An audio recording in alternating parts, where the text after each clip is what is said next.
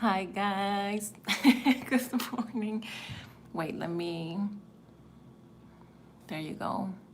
Oh, you guys are so sweet. So I had this like Patreon post ready to go, and for some reason it never went up. And when I came back, like, okay, I'm super ready for this live stream finally. I realized it never went up, and I'm like, okay. Good morning. Hi guys. Wait, I can see my face on the background, and that's distracting. So today, my loves, is the gloomiest day. It's not the gloomiest day, but it's very gloomy. I'm so happy you guys can see how dark it is. So I'm going to try to do my best to keep the lighting okay and decent-ish. I am having some coffee now, and today we have lots of things to do. I don't know, what are you going to work on whilst we're spending some time together? But wait, let me just like catch up with you guys. How are you all doing? Good afternoon. Oh my god, are you guys in Europe or something? God, time difference. Evie says, good morning, friend, and hello, everyone. Hi, you guys. Can I sip the coffee while I talk to you? The UK. Oh man, I miss the UK. Today we're having a very UK weather. It makes me feel super nostalgic about the UK. Good morning from Hawaii. Oh, it's 3 a.m. in the morning. Oh my God. Wow. Baby, I appreciate so much you're watching this from Hawaii. I can't believe you're doing it. I both admire you and at the same time, I'm like, please go to bed. Only because I cannot stay up until that late anymore. So Carrie's in Devon. Hi from Germany. Oh my God, Rosa, Germany is the best. Kimbe says, I woke up with a bad headache. No, baby, just like take a pill. That sounded so like, just take a pill. But I feel you. I suffer from migraines every once in a while. I haven't had one in a while, but I feel your pain. Hello, friend and everyone from Milan. Oh my God, we're still international. Okay, you guys, today, also, please let me know how you're doing and what are you working on. Maybe you're not working on anything, and that's totally fine too. But I'm not gonna lie, you guys, I don't feel like working right now. But a really nice thing about being with you and spending some time with you is that you push me to be a better human being. And today we need to work on the graphic novel, because yesterday I couldn't make any progress with the graphic novel whatsoever, and I'm stuck, and I'm gonna let you know why. So there's this chapter right now. God, I see the page and I wanna puke. No, puke, I'm exaggerating. Wait, let me see if I can show you what I'm doing right now.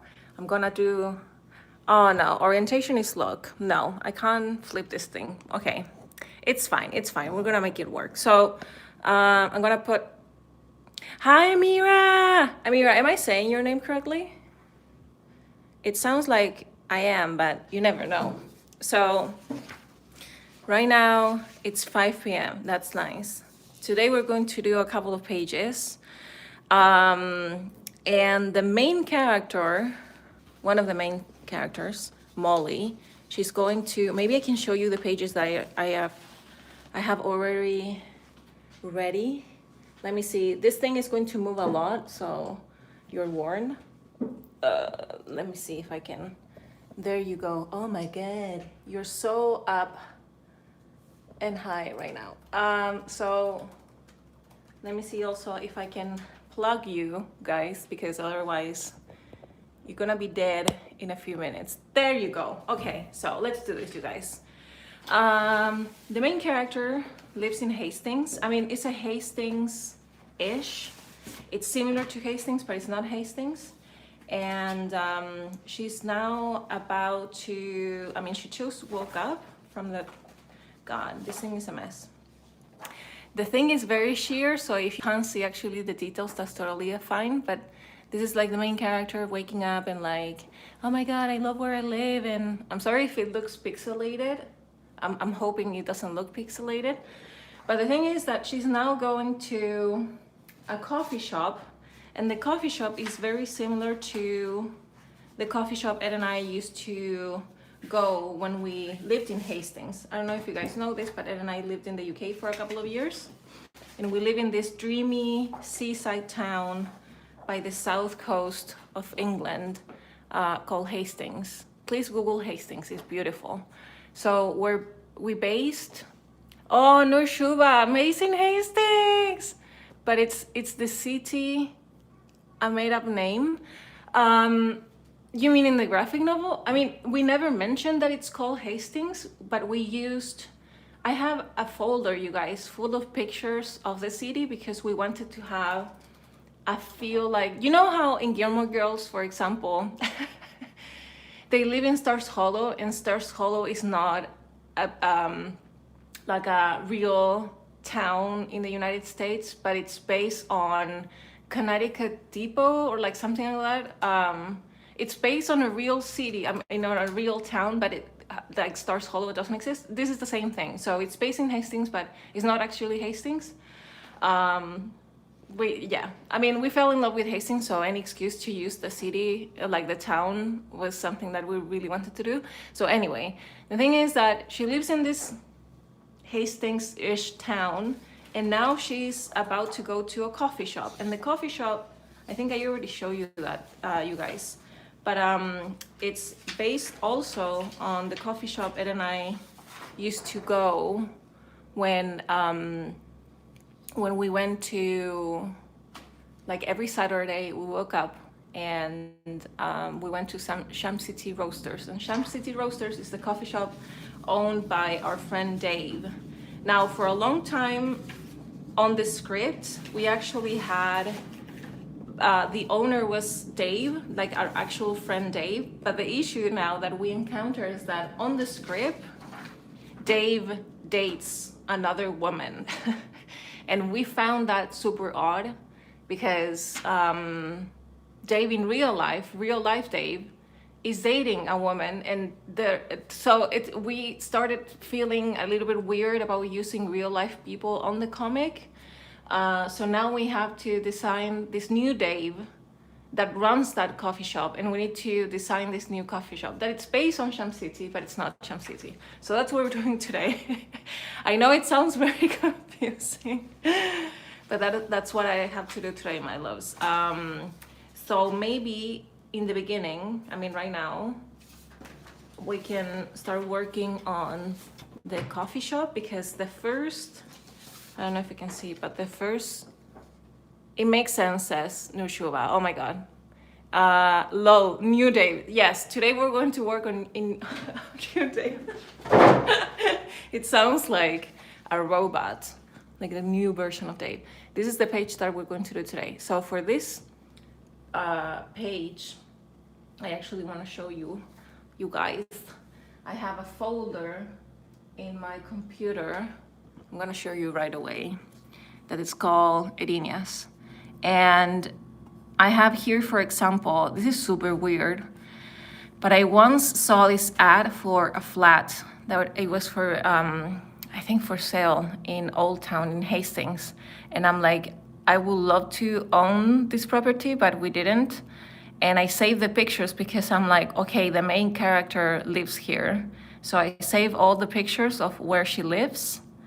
I think it's a super cool, it is in the background, yes. So I save all of these pictures for reference because I think it's way much easier to have like a reference for what you have in mind in terms of like, because this is the actual flat is like in, it's the upstairs flat of a seafood steak bar. But anyway, and I have another folder full of Hastings pictures. You see, these are all the pictures I took while we were living in Hastings. Now you know exactly what Hastings looked like. But it's like dreamy, dreamy town. This is the coffee shop. And I'm so happy, you guys, I took these pictures, because now I know what it looks like, and if I have to draw this thing. Nur Suga says, it makes sense. Animes do this all the time, references based on real location. And yes! Oh God, thank you so much for saying that, Nur.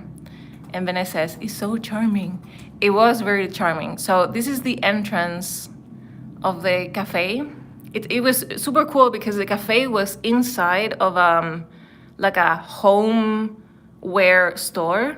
So you had to go all the way through the homeware store, and then you reach the cafe on the back. It was super nice. But anyway, I used to work in Sports Direct. Oh my God, yes. So this was actually a gift from Dave, from the real Dave, because, oh my God, I just burped. And Sports Direct is, everybody in the UK, I think, owns a mug that it's Sports Direct, because it's massive. Like, I want you to show you, my loves.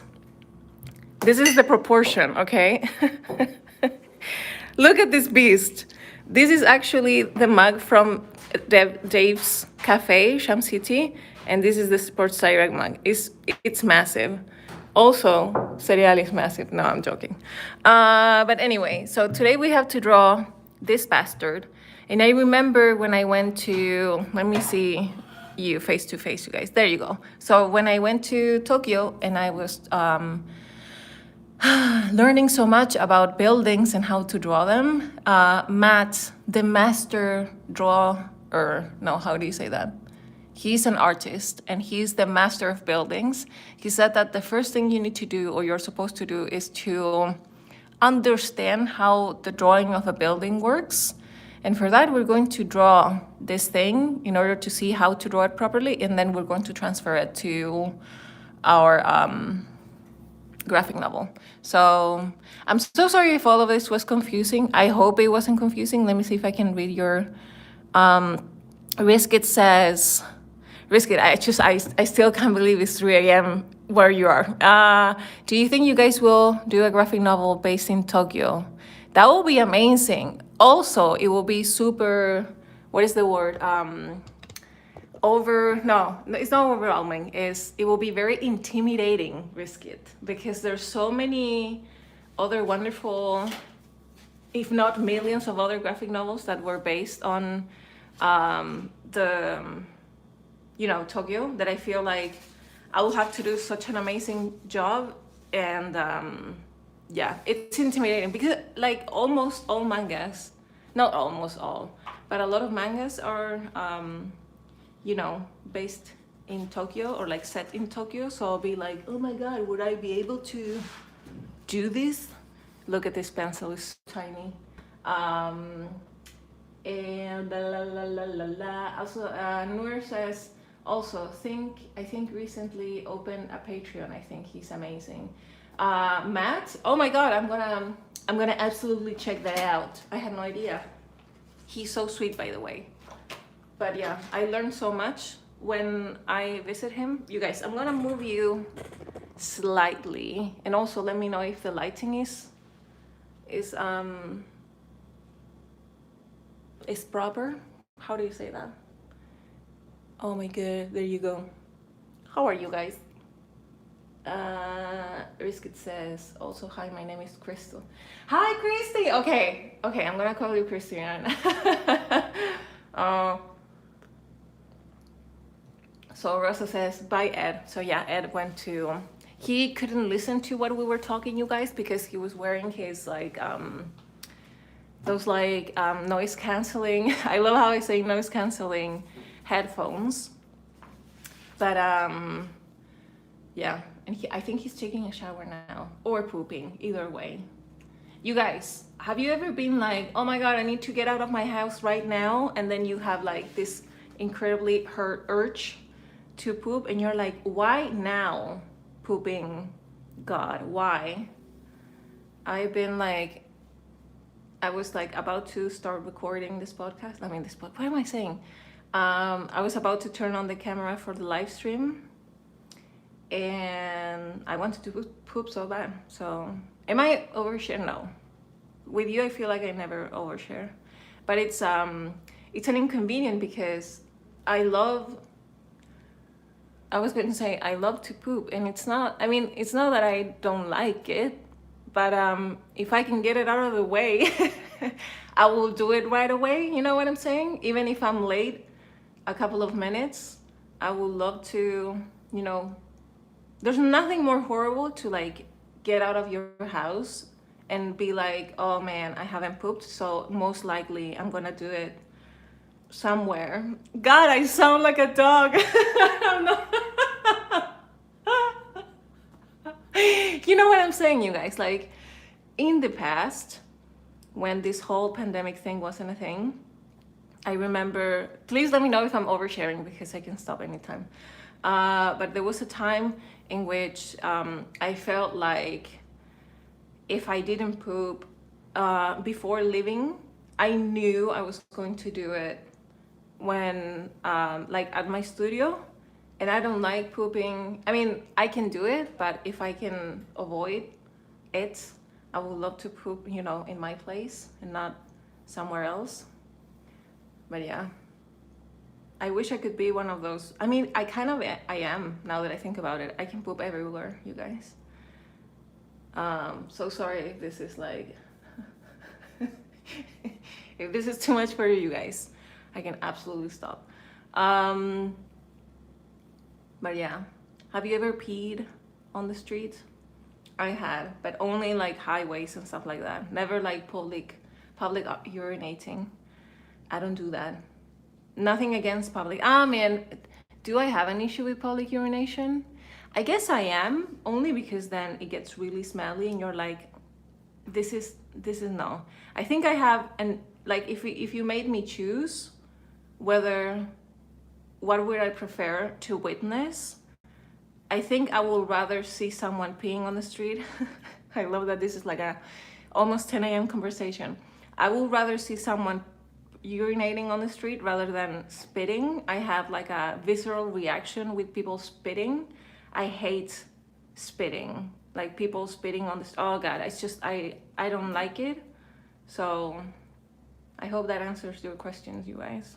If you ever wonder like, oh, I wonder what friend prefers. Laura says, spitting is the worst thing indeed. It is, right? And I don't want to get into like things, but usually, why do men spit? It's like, because usually when there's someone spitting on the street, it's always men. Like 99% of the time, it's always men. One time I saw a woman spit, and she did it in such a like polite way that I'm like, this is how it should be done.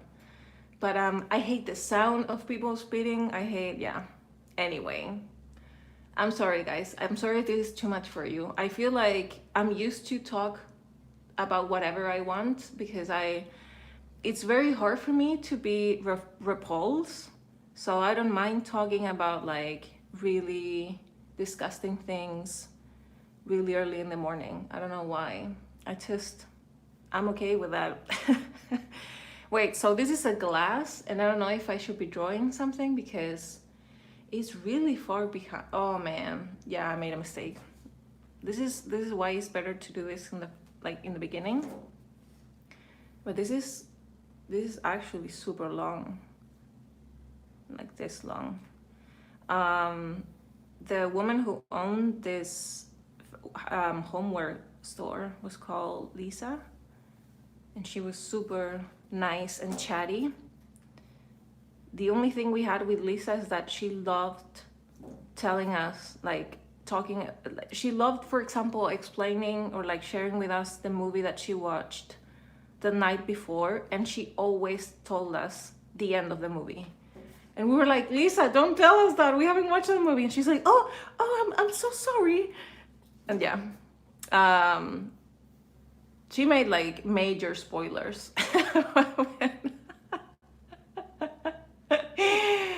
God, I miss Hastings.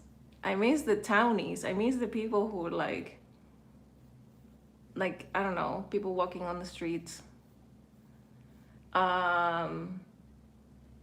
Wait, Noor says something funny. For me, it's even worse with like a runner stopping and closing. One nostril and blowing. Oh, yes. Yes.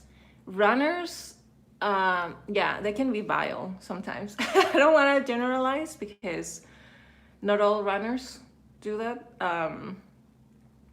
But yeah, they they need to stop doing that with the nose thingy. You know exactly what I mean.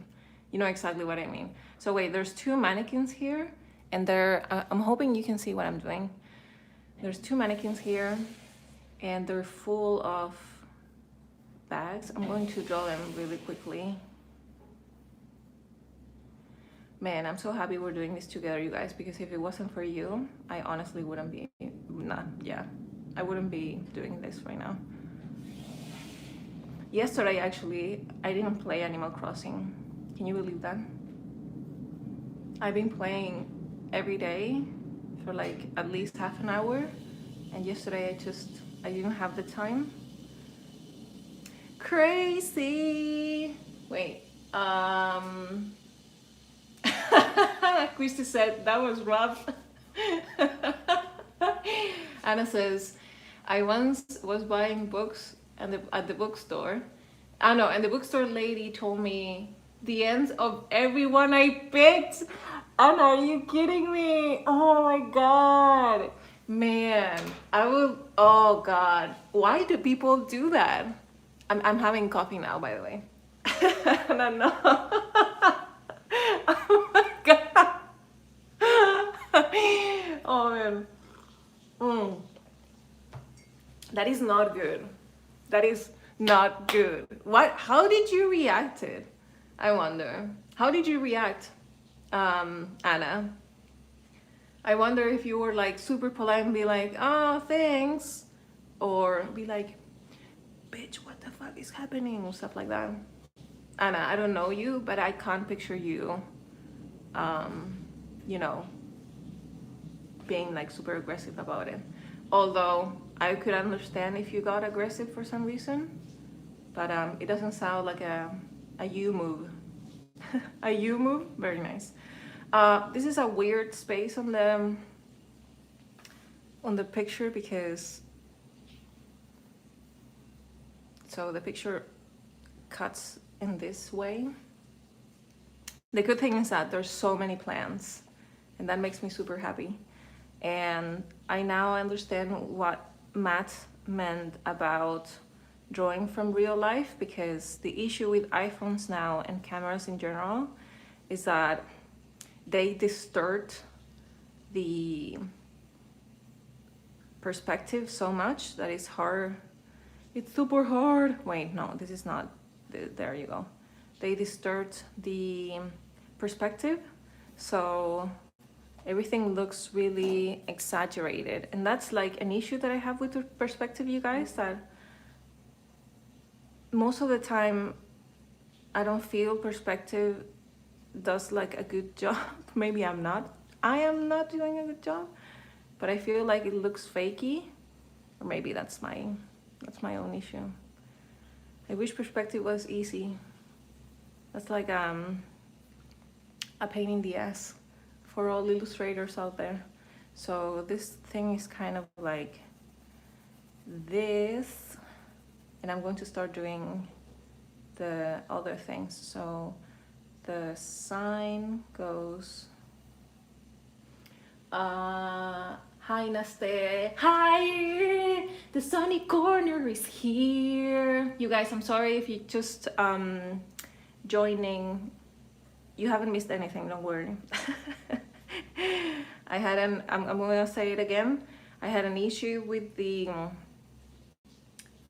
reminder, the Patreon post reminder, because I thought that I posted it, but it didn't went live. So I usually start these live streams at 9:30, but for some reason, yeah, it's okay, everything's fine. So I'm now doing this perspective on a cafe that I need to draw for my graphic novel. This sign is kind of,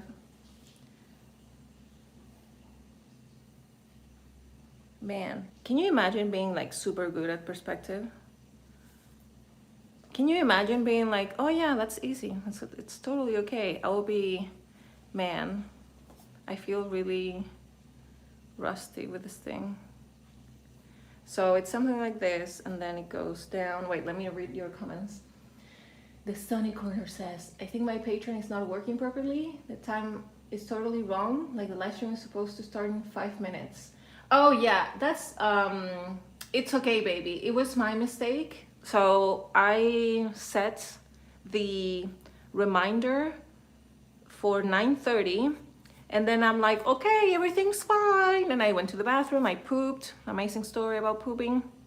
I got ready, put my makeup on, made coffee. And I'm like, okay, I'm about to start in a minute now. And when I checked if someone was like, you guys were waiting or anything, I noticed that no one was there. And I'm like, that's weird. And I went to my Patreon post and it never went live. So I'm like, okay, what am I supposed to do now? It was kind of scary. So I posted it anyways, and I'm like, okay, let's just hope people can join whenever they want, if it's right now or if it's in a half an hour. But I really, really, really wanted to see you, so that's why I started the this live stream right away. Even though I knew a couple of you were not going to be able to join right away. So I'm so sorry if that caused you any disruption in your morning routine. Nadia says, Oli Fran, llegué tarde. Ay, no te preocupes, Ned. Perspective is difficult. It is, baby. I wish I just knew how to draw perspective, but I know, God, I know it's something that the only way to master it is to practice it. It's just that I wish it came easy to me. Let me see if I have another picture of that. Oh, there you go. Okay, so this bench is kind of like in a weird angle, so that's why we can only see part of this bench. By the way, this shop was really pricey. I remember that about the shop. Let me see, okay. And this, oh man, how am I supposed to draw this thing? Because it's actually, I don't know if you wanna see, you guys, let me show you. But it's like, it's a really weird bush, and I don't know how to, oh, you guys, wait, is someone's birthday? Mike, wait, how do you pronounce your name? Mike? Because my Latina self would say Mike, but I know that's not how you say it. Happy birthday, baby! Woo! Oh my God, it's such a cool thing. First try was good. Mike? Just say no or yes. Oh my God, you guys. Mike, how old are you now? What are your plans for today? This is so amazing. I've never witnessed a Patreon's birthday. This is so cool. Yes, we can. 33? Man, baby, we're the same age. This is amazing. Happy birthday, my love. I'm so honored and flattered to be here with you and spend this special day with you. Please let me know your plans for today. Oh man, and I pooped up, and I talked so much about pooping and like spitting. I'm so sorry if I spoiled your birthday. Man.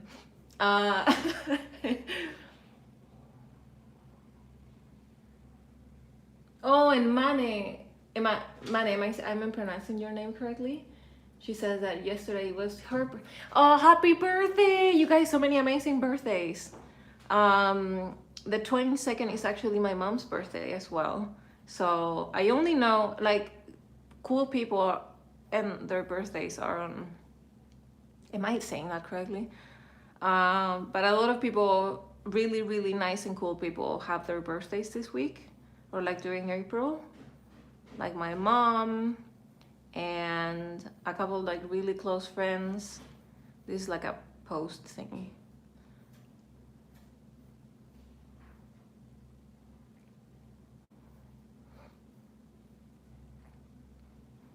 Wait, there's like a, this is, man, I don't know how to draw this thing.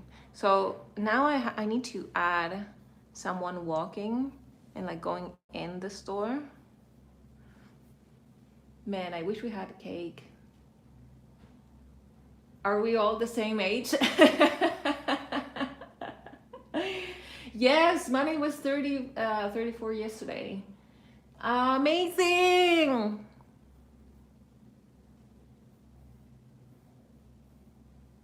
That is super cool. Yesterday, we did like a Skype call with my mom, and we managed to order a cake for her. And now she's like, I have a large size cake on my fridge and I will have to eat it by myself because I have no one to share it with. She was super happy about that, by the way, to have a full size cake. But yeah.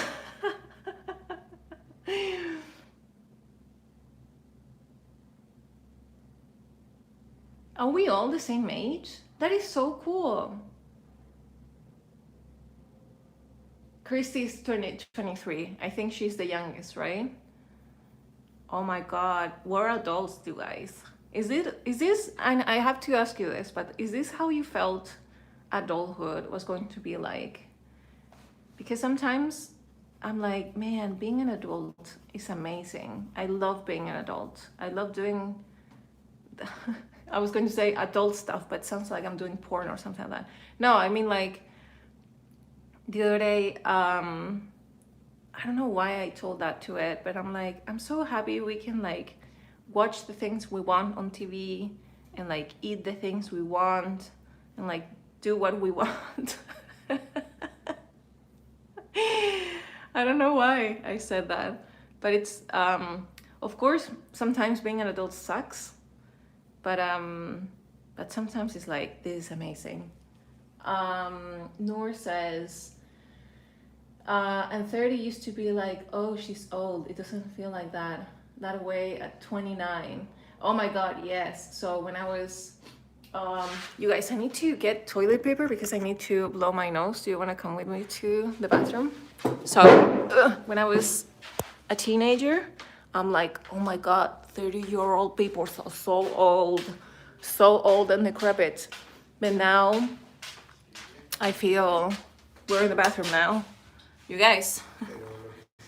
But now I feel like 30s is, I don't know. I feel like age is such a weird situation because sometimes I feel that I'm young and sometimes I feel old. I'm sure you guys feel the same. Let me see. Thank you so much for keeping me company while I went to the bathroom. I try to see it on the long-term perspective. But yeah, sometimes I hear people that it's, I don't know, 18 saying, oh my God, I'm so old. Ari says, I thought I was going to be, to have endless wisdom, but I still feel like I don't know everything. Oh man, yes. Yes. Good morning, Luz. Flora says, definitely not. When I was tech, I thought that turning 18 meant I have to have my own car and getting engaged, living Beverly Hills. Hi, Andrew. Good morning. Oh my God. Andrew, we're talking about turning years old, being older, getting older. Yeah. Am I saying that correctly? Mikey says, I love 30 to be honest. I know myself way better than my 20s. Yes, yes, oh my God, yes. Oh man, I couldn't agree more with that. Because, God, if someone was like, oh, Fran, we can give you this like magical potion and you can go back to being like, I don't know, freaking 18 or 19 or something like that, I'll be like, no, no way. Because I was struggling so much when I was still a teenager. I thought I was disgusting and ugly, and I thought I was fat, and I had like lots of body issues and like weight issues. And I love the person who I have become. I was so insecure back then. I had no idea what I wanted to do with my life. It's not that you're usually at that stage when you're 18, but I was at that stage when I was 18. I was very like self-destructive, and I was dating a bunch of assholes. Sorry for using the A word. But yeah, no, I wouldn't, no. Plus, I was doing, like, when I got into university, I was doing commissions and like working with people that I wouldn't work with them again because I love what I do so much now. So this is the most horrible star I have ever done in my life, but it's fine. It's fine, you guys. Naya says the only reason because I don't want to age because I want to live all the life forever. Man, God, what do you guys will do if you were like one of those? God, I love this conversation. What if you were one of those like Twilight vampires? Man, can you imagine? I mean, first of all, we're all going to like, we'll be so hot. Everybody of us in this like chat section will be like freaking gorgeous and like glowing and like, I mean, of course we'll have to kill to survive, but it's fine. But imagine having all that time. I think the thing that will freak me out though of living forever in that like Twilight scenario will be like the no sleeping situation, because I love to sleep, and I think your mind kind of like generates or like restarts itself when you go to sleep. For example, like if you go to bed feeling weird about something, the next day you're okay with it. And I feel like, I don't know how vampires deal with that. Like you can never restart. I don't know. Is this making sense? Andrew says, well, I'm 45, and since Gail's your age, I often look at her and I wish to be there again, but honestly 30-40s have been the best. Right, Andrew? I feel exactly the same. Man, by the way, Andrew, you don't look 45, if I can say that myself. I know, Andrew, you guys, and you definitely not. I thought when I met you, you were like 38 or something like that. You were Ed's age, because Ed is 30, how old is Ed? 35, right? No, 34. Wait, I'm 32 and he's 4 years older. He's 36. Okay, so Andrew, I thought you were 36-ish. Anna says, wait, I have so many comments that I want to read. I will miss sweet so much if I was a vampire. Yes, because vampires can't eat anything. I will be like, I want smashed potatoes. You guys, I love mashed potatoes. I will miss food a lot. Wait, I think I'm done with this. I wonder if I can transfer this drawing to the thing, to the page. Yeah, I will miss eating so much. Partially because a lot of my emotions go hand in hand with eating. No, I won't. No, there's no way in hell I can transfer this thing. So I wanted to see if I can like trace this thing from this page to this one, but no. Anyway, you guys, we did such a like decent job with this one, so I wanted to thank you for like, you're the magic one. I perform better when you guys are here. But at the same time, imagine like having all the time in the world, literally having all the time in the world and being attractive. That's insane. Although having to go to high school forever makes me don't want to live. I'm joking. But yeah, I didn't have a very good time going to school. It wasn't the worst thing ever, but I didn't click with my classmates a lot. and I was yeah, people made fun of me because I watch anime anyway. Now I want to draw a sparkly vampire fan in it. Glittery. You guys, that movie though, I kind of want to watch it again. It's so bad, but it's so good. I love Twilight. But I love certain movies, like Twilight movies. When I rewatch them, I don't rewatch all of them. I just rewatch the first one and the last one. No, or maybe like the first and the second and then the last one. No, no, I watched the first one, the second to last, and the last one. That's my order. Everything in between, it's not. No. I just, man, what is the movie that you rewatch a lot? Minerva says, man, I can't imagine not sleeping or having dreams forever. That's weird as well. Wait. Let me read the comments.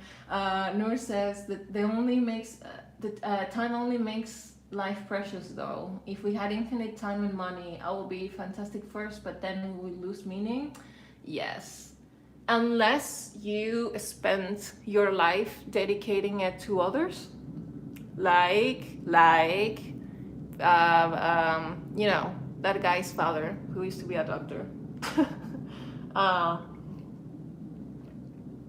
Edward's dad. I mean, he wasn't technically his dad, but you know, I guess it could be fulfilling if you decided to help people instead of, like, you know, killing them. But I absolutely agree with you, Noor. Micah says, I'm already always cold, so maybe I'm already halfway there, except for the sparkle.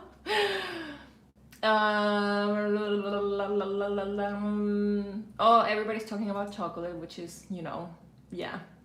Ari says, oh my god, I'm also always cold, and I feel weird in the UK because everyone right now is using shorts. Yeah, wearing a jacket and trousers. Baby, that's UK weather. People need to, it's just that I bet people in general in the UK or in like cold weather situations, they're so tired of, you know, not being able to have any sunlight for so long, you know, during autumn and winter, that at some point they're like, I don't care if it's cold anymore, I can't take this anymore, I can't wear a jacket or a coat anymore, I'm just going to go with it, and they just do it. I remember the first time I went to Europe in my life was, am I doing this line correctly? No, it should be higher, I think. I went with Ed and we visited a couple of friends in Paris. It was very glamorous, you guys. Something that no one told you about Paris is that it smells of pee all the time. But anyway, we went to Paris and we went during spring and we were like, this is going to be amazing. It's so springy and all of that. But it turns out it was super cold.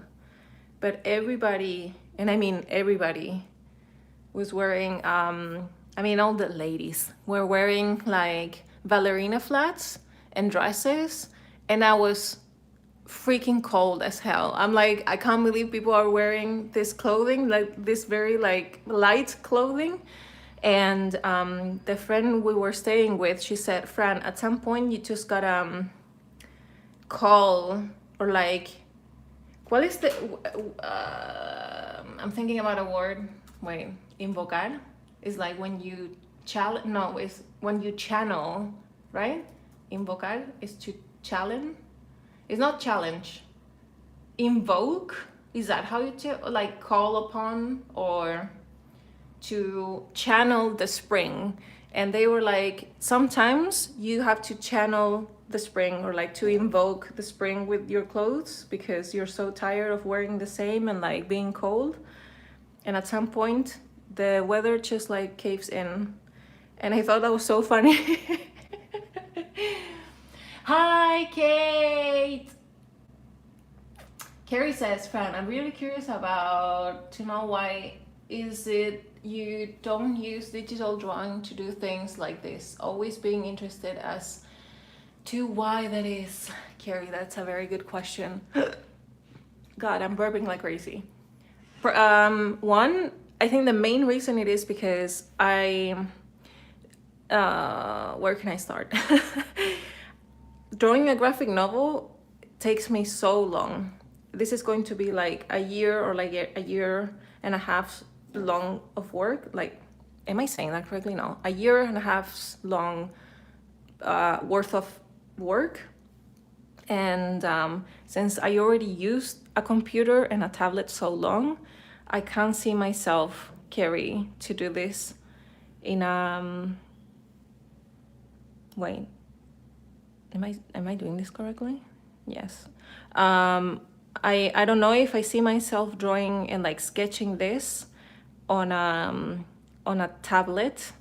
And I feel the other reason is that I feel way more comfortable to sketch this on, you know, a piece of paper, because the issue that I have usually with I'm not doing this correct. Okay, with tablets is that I lose, and maybe you guys also go through this as well, but I lose the sense of scale when I'm drawing with a tablet. Like, it makes it so, especially when you're so zoomed in on a tablet, it makes me like, I don't know where am I drawing, or like how big the illustration is, or like how big it's supposed to be. Maybe it's because of practice and I just need to keep practicing, but I feel like I don't suffer from that when I'm doing an illustration, or like when especially when I'm sketching a graphic novel. Also, I am going to indeed paint this graphic novel digitally. It's just that I wanna draw it, you know. I don't wanna miss the texture of pencils, so that's why I want this to be both digital and God, these like arcs are so hard to draw, and analog. So that's the main reason. I remember I had a really nice experience drawing the same thing when I was doing the friendship book. And since it's already so hard for me, Carrie, to draw this thing that you're seeing me draw right now, for me is a nightmare. It's my worst case scenario. This thing that I'm drawing now is the thing that makes me feel like, oh, I shouldn't be drawing a graphic novel in the first place, because I do so bad at this. It takes me so long. I feel like I'm not doing such a good job. It makes me feel super insecure. I'm not having a good time. This is the part in graphic novels where like it brings the worst in you, because you feel like you're doing, and I'm not saying this to make you feel bad or be like, no, friend, it's no, I'm genuinely saying it. Graphic novels tend to, they let you know immediately all of your weaknesses. It's like a very honest way of being like, okay, I really need to practice this or like do this. So to add the tablet factor, that for me is already, it will be really hard for me to, I don't know, get used to the format or like sketching. I am so used to sketching in real life, so I will have to get used to two things, like drawing perspective and drawing on a tablet. So that's why I really wanted to do this in an analog way. You know what I'm saying? Oh wait, let me see if so many comments, you guys. I love to read your comments. It makes me feel so freaking happy.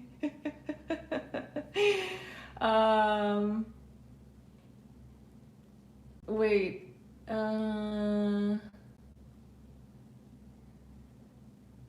Thank you so much for answering. That makes so much sense. Gary, thank you so much for asking me. I bet it looks confusing because I love tablets so much, and like all of my illustrations for Instagram that I do for my Instagram, they are made on a tablet. So of course, it makes no sense. Like, why would I subject myself to do something like this in an analog format?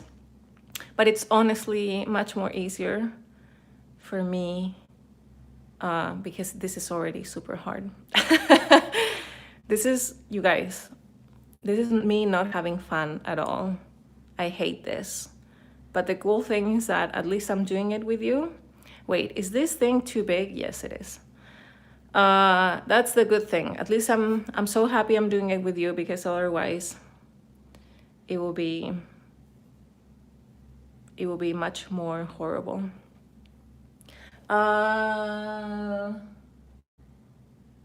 Wait, does anyone ever pinch their paper, their drawing, and try to zoom out?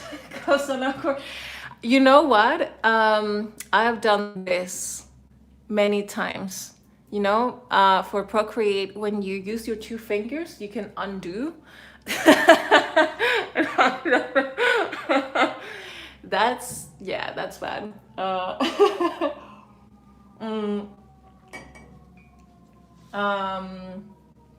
Kimba says, be right back, you guys, having some breakfast. That's so nice. Nadia says, Fran, I started The Artist's Way. I did my first 3 morning pages. Woo, Nadia! That's amazing. Morning pages are hard, but they're so worth it. I am so happy I'm doing that with Ed. We're having such a good time. I mean, it's not, no, I'm lying. It's not that you have an amazing time doing them, because a lot of the times you're like, I wish I could be doing, you know, I don't know, other things like sleeping or browsing your phone. But it's so cool to make some progress and like realize things that you're going through. So kudos to that, Nadia. I think it's amazing. Noor says, I really want to take a short story and attempt to do a comic on it, but I always fear this. Noor, oh man, I absolutely understand why you're scared. No one will ever, like, it's hard to subject yourself to do this willingly, but once you're done, you feel freaking amazing. I mean, no, I'm not gonna lie. Once you're done, you feel lots of self-doubt, and you're like, oh no, this sucks. This is the worst piece of that I have ever done, blah, blah, blah. But then you feel amazing, and you're like, I'm so happy I did this because I did the best I could, and it's a great experiment. Also, you learn so much, Noor, when you do something like this, but so much, so much. You have no idea. All of the big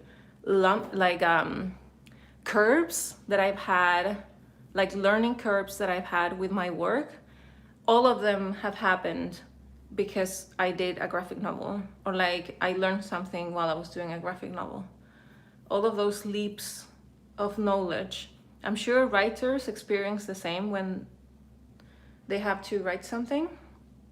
Like that sounded so broad, but like when they go through, for example, every time Ed writes a play, he experiences the same thing. So I'm like, okay, this is not just me. It's everybody who commits themselves to like a really, you know what, I'm going to change the perspective of this thing because it looks weird from this angle. So I'm going to, yes, you guys, I am improvising. I, like Ed, for example, he also goes through this every time he finishes a play. So when you commit to something like that and you manage to finish it, I bet like like wonderful things happen to your work. It's like what I was reading on people going through really lengthy or long projects, that the person who started the project is not the person who started the project, because you change so much when you start doing something like this, that you're not the same person. Isn't that crazy, you guys? That you change so much when you do something like this? It's crazy. Sorry. Misty Grace here! You guys! Blah, blah, blah, blah. Julia says, hi Fran, don't know if anyone has asked this before. What inspired you to draw a graphic novel in the first place? Julia, that's amazing. A very interesting question. So what inspired me to draw a graphic novel? I feel like for illustrators, the graphic novel is like the most important thing. I mean, no, because that's so personal. In my personal opinion, I always saw graphic novels as like the culmination of a career, or like the culmination of something to do with your work. I always saw, Julia, graphic novels as a very, is the word glamorous, but like a very important thing to do as an illustrator. So all of the people that I admire the most in terms of like people doing amazing things with their work, or like people who have a renowned name, or they have a name in the industry, or they turn their work into something more mainstream like movies and stuff like that, and they reached more people. All of them were doing graphic novels or comics. So I'm like, this is so weird. I've never thought of doing a graphic novel or like a comic before. And then I thought, well, maybe a start could be to do a travel journal, and that's why I did a travel journal. And then I was just like, maybe I can then do something else, because I genuinely felt really interested about why it was so hard for adults to make friends. So I did the friendship book with Ed, and then Ed and I had this crazy idea of making a graphic novel, a sci-fi graphic novel together. And the graphic novel thing came to us because I really wanted to, I have like so many answers to this question, so I'm so sorry if I'm boring you guys, but I have never done anything that is sci-fi-y, like sci-fi with guns and all of that. And this graphic novel, even though right now it doesn't look like sci-fi, it is a sci-fi graphic novel. And I always like to challenge myself, especially because every time I feel afraid or scared, I'm like, this is a really good sign that maybe I should do this. Maybe that's super, I don't know. I might be, what is the word when you're trying to like hurt yourself, but not, you know, when sabotage, maybe it's like me trying to sabotage myself.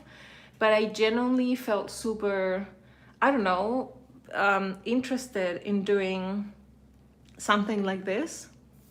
And also because another reason, and I was just telling this to a friend the other day, is that I feel that most graphic novels that I've ever read in my life, or that I've been exposed to, are really manly.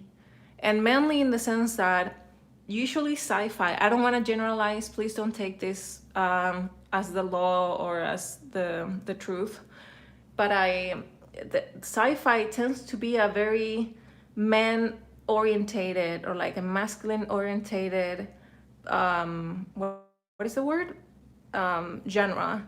And usually all of the movies like Star Wars or any like galaxy war thingy or anything else that resembles sci-fi is a very masculine genre. It's weird that I don't want to say like, oh my god, they're not any, there's no women that can enjoy sci-fi movies at all, but usually it's a super, like the audience that is targeted towards sci-fi things tends to be men. Again, I don't want to generalize. So I was like, I wonder if I can create a sci-fi comic graphic novel that is directed, or like visually it could be interesting for women. Again, this doesn't mean that Inés is not going to be for guys and guys cannot read it, but I was just like, I wonder how you could do like a I feel like all of the words are so, these are not the words that I want to use, but like a more feminine approach to sci-fi. I don't know, you guys. Maybe this is the same reason why I never read Marvel or DC comics, because I always felt like the characters were very men or like boy orientated. Even when I was trying to read Wonder Woman, I'm like, why I don't like Wonder Woman? Why I don't resemble to Wonder Woman, or why do I have this like, not aversion, but why I don't get the character? And then I'm like, oh, because it was clearly built for guys. I mean, the way the uniform was constructed, and even the way it was designed as a character. I don't know. I don't want to get into comics because I know a lot of people are super fan, and I have nothing against the comics. It's just that I feel like I wanted to do a graphic novel because there's so much room for women to do graphic novels, and I wanted to be one of them. I wanted to, in any way, like set an example and do something. No, I just wanted to be, if I can, I just wanted to know if I could do something. I felt curious, and I also feel super scared. So I'm like, maybe this is a good thing to be listening to. I don't know how you guys feel about that.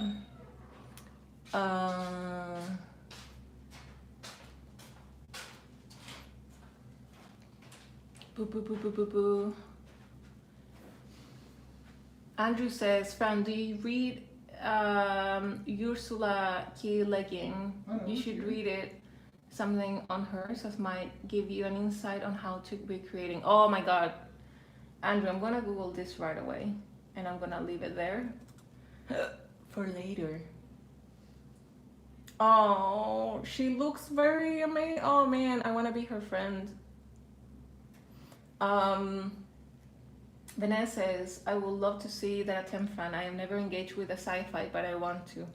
Man, I've watched a couple of movies, like sci-fi movies, that I've been really been blown away. Like Arrival is a really nice movie. But yeah, I feel exactly the same. This conversation is similar to what you mentioned on video games on the podcast. Maybe it was on a video. Yes, I feel exactly the same. Yeah, that's why I was so surprised with Animal Crossing, because I feel like it's the first. I never seen so many women blown away with a video game like Animal Crossing. Wait, let me see if I can see this from afar and see. Okay, the perspective is kind of, it's okay. Writing all this down, things, Ari. Oh, Ari, what were you saying? Oh, Tilly Walden. Yes, I've read Tilly Walden. I read the ballerina one, and I know she came out with a new graphic novel, and I would love to read it. She's very recent though. She published this not long ago. And Ari also said, I read on a sunbeam, and it was, that was the name of her latest graphic novel. I understand what you mean, Fran. I couldn't read American comics because they felt so male gear. Ryan is, that's nothing against the comics, by the way. I feel like what they did, the comics and the authors, is like bringing a lot of people together, and I know that for a country and for an entire generation was so important. Women at the time, I feel like they had other things, maybe not, and comic wasn't one of them. But I feel like now, even if you ask women, like, do you read comics or graphic novels, most of the times they say like no. But it's such an interesting time, so that's why I encourage people to make comics, because I feel like there's a lacking, you guys, of comics, especially for women, so much. So I feel like we can do a difference. This is, I know, I feel like this is now changing rapidly with social media, because now Thank the Lord, there's so many women doing comics on social media and like online comics and stuff. So that's always a great news. Misty, oh Misty, I agree with everything that you're saying. She says, I think that's probably the reason why I love manga. There are action manga that are not American male geared, which I enjoyed reading. Julia says Sims 1, 2, and 3 was a great video game too. Yes, I never played Sims. I know, I'm a weirdo. Carola says, have you read Beach Planet? I believe it's unpopular opinion, but couldn't be on the first book. I like the idea, but I didn't enjoy what I was how it was developed. I'm going to Google it right now so I can check it out later. I mean, the cover looks gorgeous. One comic that I really enjoyed reading, but I never know how I felt about it, was Sky Doll. I don't know if you guys know Sky Doll. It's also like an underground comic, and I love the drawing so much because I feel like Alessandro Barbucci is really talented. But yeah, of course, his approach to comic is like very sexually, like women being super sexual, and that made me all. It's not that I'm against like characters being sexy, but all of the female characters were like super slightly objectified. So I'm like, man, I feel so weird because I love the drawings, but I don't know if you guys have ever read Sky Doll. What I need to. Can you guys hear Serial is snoring?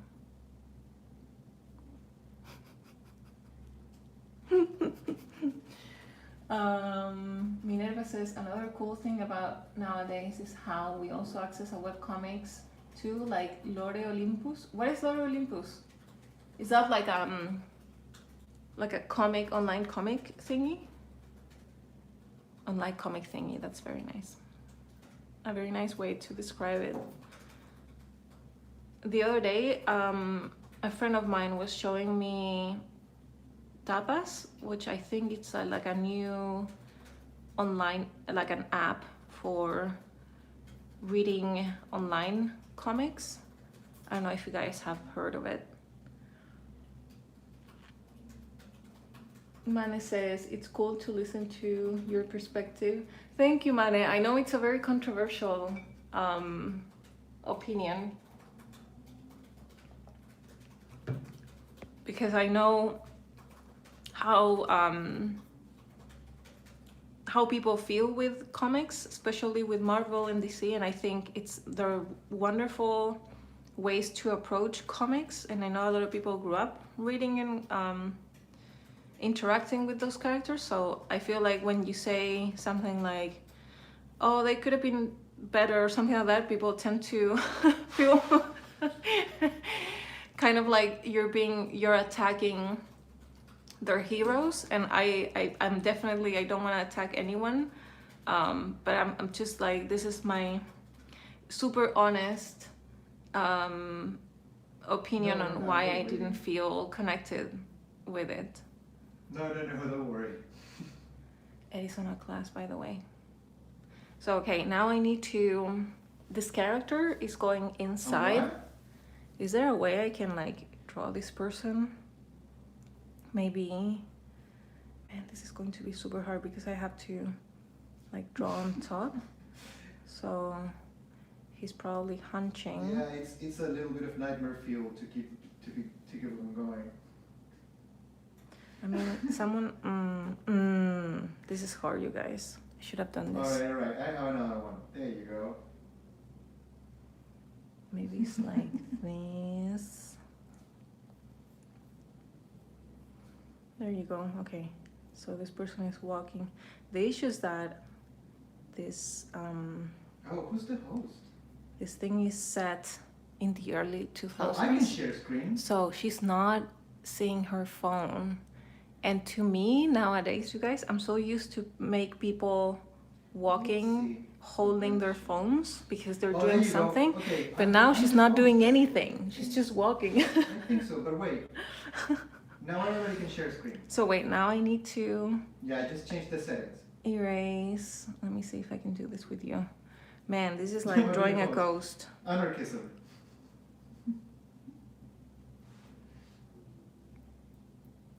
Thank God, like for example, this is something that I learned while there's a channel, you guys, a super cool channel that on YouTube, and it's a guy drawing for hours. I think I shared it with you already. He's drawing manga for hours and hours and hours and hours. And something that I learned so much is that this sketch, the base sketch, is always a mess. It always looks messy and super bad. So when I see this one, I mean, to me it makes sense, but I don't know if for you guys it makes sense. But I feel calm that it's supposed to look like this because it's a base sketch, and the messier it looks, the better it is. I remember when I was doing the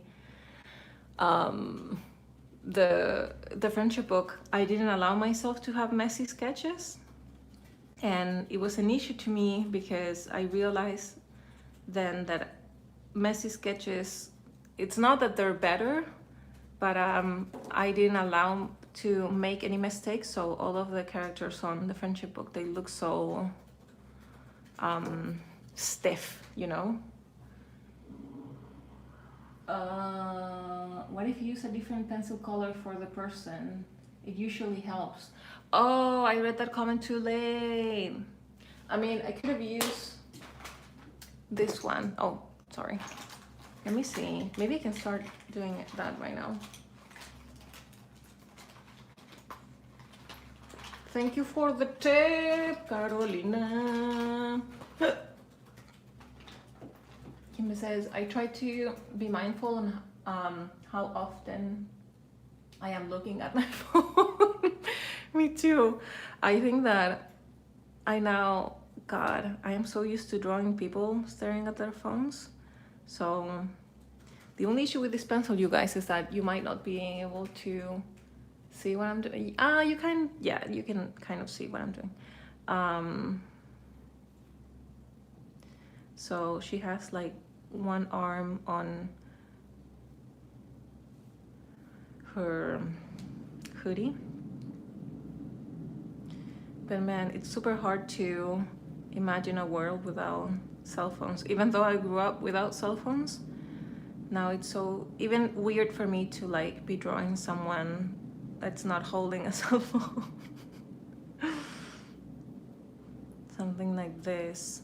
Also, you guys, this is a huge nightmare for me because anything that is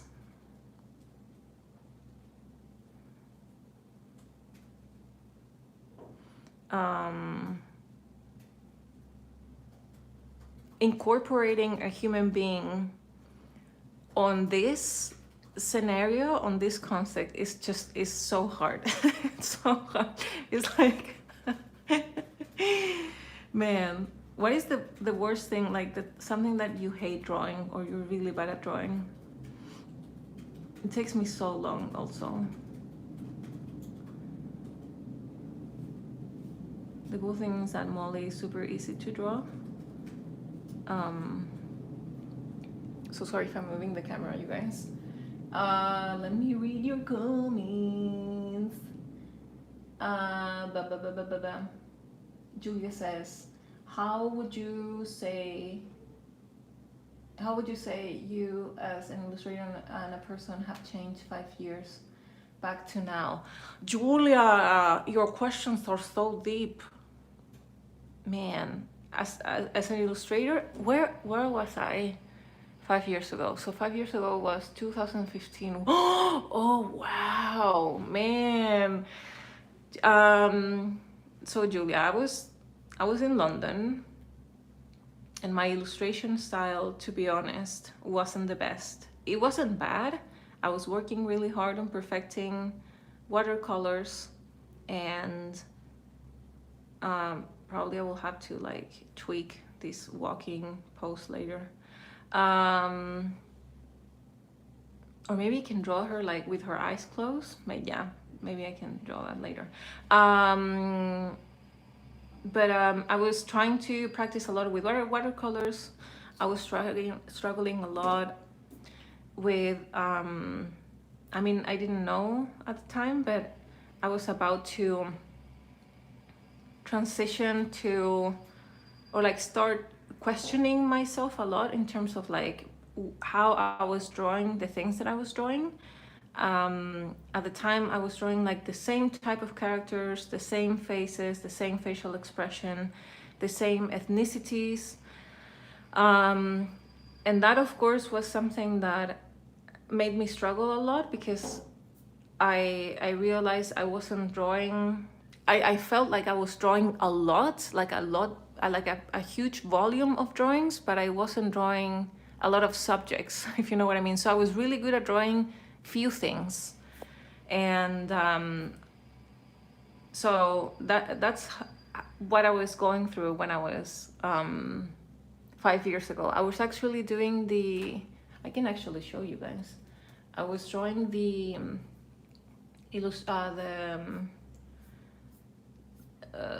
I did the challenge of drawing and painting the fairy tales, because I was desperate and I needed money so much. So I decided to draw these fairy tales, and I did an auction. So as you can see, like, I think I was on a really nice place, in the sense that I was really good at inking and painting with watercolors. So all my colors are really plain, which is a nice thing, I guess, what I wanted to achieve. I really thank you so much for this is very cute. Thank you, baby. I was really proud of this one because I managed to draw two people on the same page. So it's a cute, it's cute, you know. But as you can see, they're the same faces. I mean, all of these are siblings. But I remember finishing this illustration and realizing the eyes are not working for me anymore. This type of eyes are not working for me anymore. I don't like how they look, because I could only achieve a couple of expressions with them. So I started already to see some limitations of my style, and I didn't like that. I didn't like that all my characters look alike. I didn't like that they all have the same skin color. Again, the eyes weren't working for me. The only way of drawing these eyes is basically, I mean, I could manage to do a couple of expressions, but it wasn't that much. And this one also, I remember finishing this and and realizing, no, I don't like the eyes. The eyes are too cartoony for me, or not cartoony, but they're too big, and I wish I could had, for example, more tiny eyes instead of that one. So that's where I was 5 years ago. Man, that was such a long time ago. And personal wise, oh, you guys, 5 years ago was intense. Wait, now we have to, wait a second, wait just 1 second. So we just did this frame, and now I need to do this one, and it's basically Molly demanding some coffee, which is, Molly takes a mug out of her backpack.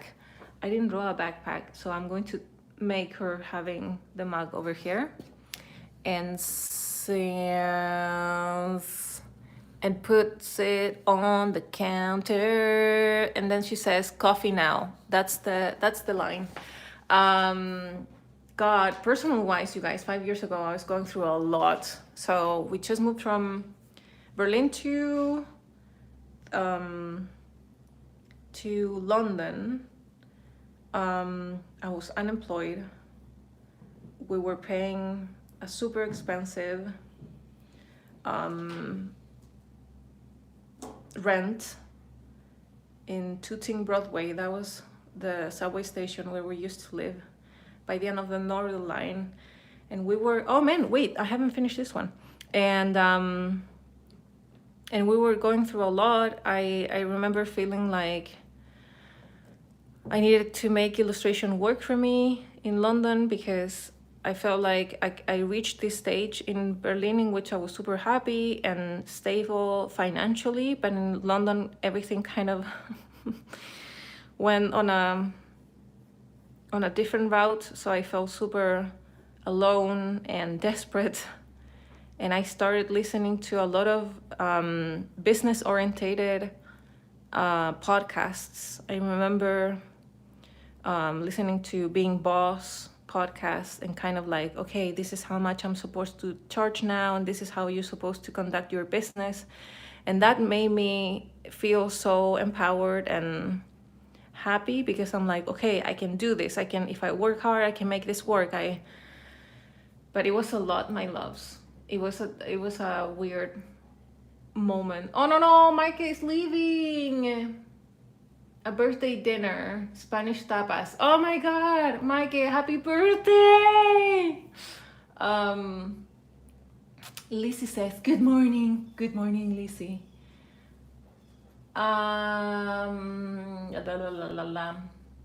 Mane says, I love that you're flexible enough to change your style through time. Thank you, Mane. I feel like I wish I was more flexible, because I have to go through a lot in order to be like, maybe I have to change. I have to I have to do so much in order to realize that I need to change that. But yeah, every time I change something, I feel super scared though. I feel like you become so attached to your style that when you have to change, you're like, oh my God, is this a good idea? Is this what I have to do? And you start thinking about all the what ifs.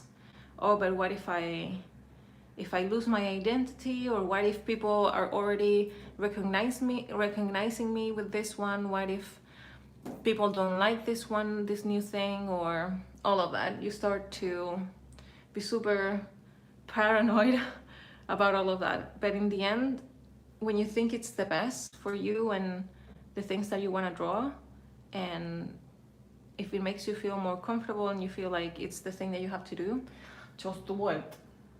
Noor says, I remember your life since Berlin, London. I am really happy. Oh my God, you have been for so long, Noor. I'm really happy that you found your footing in Hastings in New York and opened a Patreon. Oh my God, thank you so much, Noor. I was super scared also when I opened this Patreon account. So I'm so happy I did it. I wish I did it sooner. Anna says, me too. I started to follow you when you were in Berlin. Man, in Berlin we were in a mess, you guys. Thank you so much. Thank you, Anna. It was a scary time being in Berlin. Kim says, I don't know how anyone affords to live in London. Me neither. I mean, I guess that's why a lot of people live with other people in London, or have roommates, or live far away from London, far away from like downtown London, because it is super expensive. Sonja says, same, I found you, Fran, when you lived in Berlin. Man, it's crazy, you guys. I feel like you're an old friend by now. Sonja, I feel the same with you. I have read your name for so long. Juanita says, good morning, friend. Good morning. So excited to work together this morning. It's 8 a.m. for me, so it's a little bit early start, but it's worth it. Oh my God, thank you, Juanita. Wow, you guys are crazy. Anna says, same here. It feels like a true friendship. You guys, that's a long time. Also, my accent at the time was was a lot.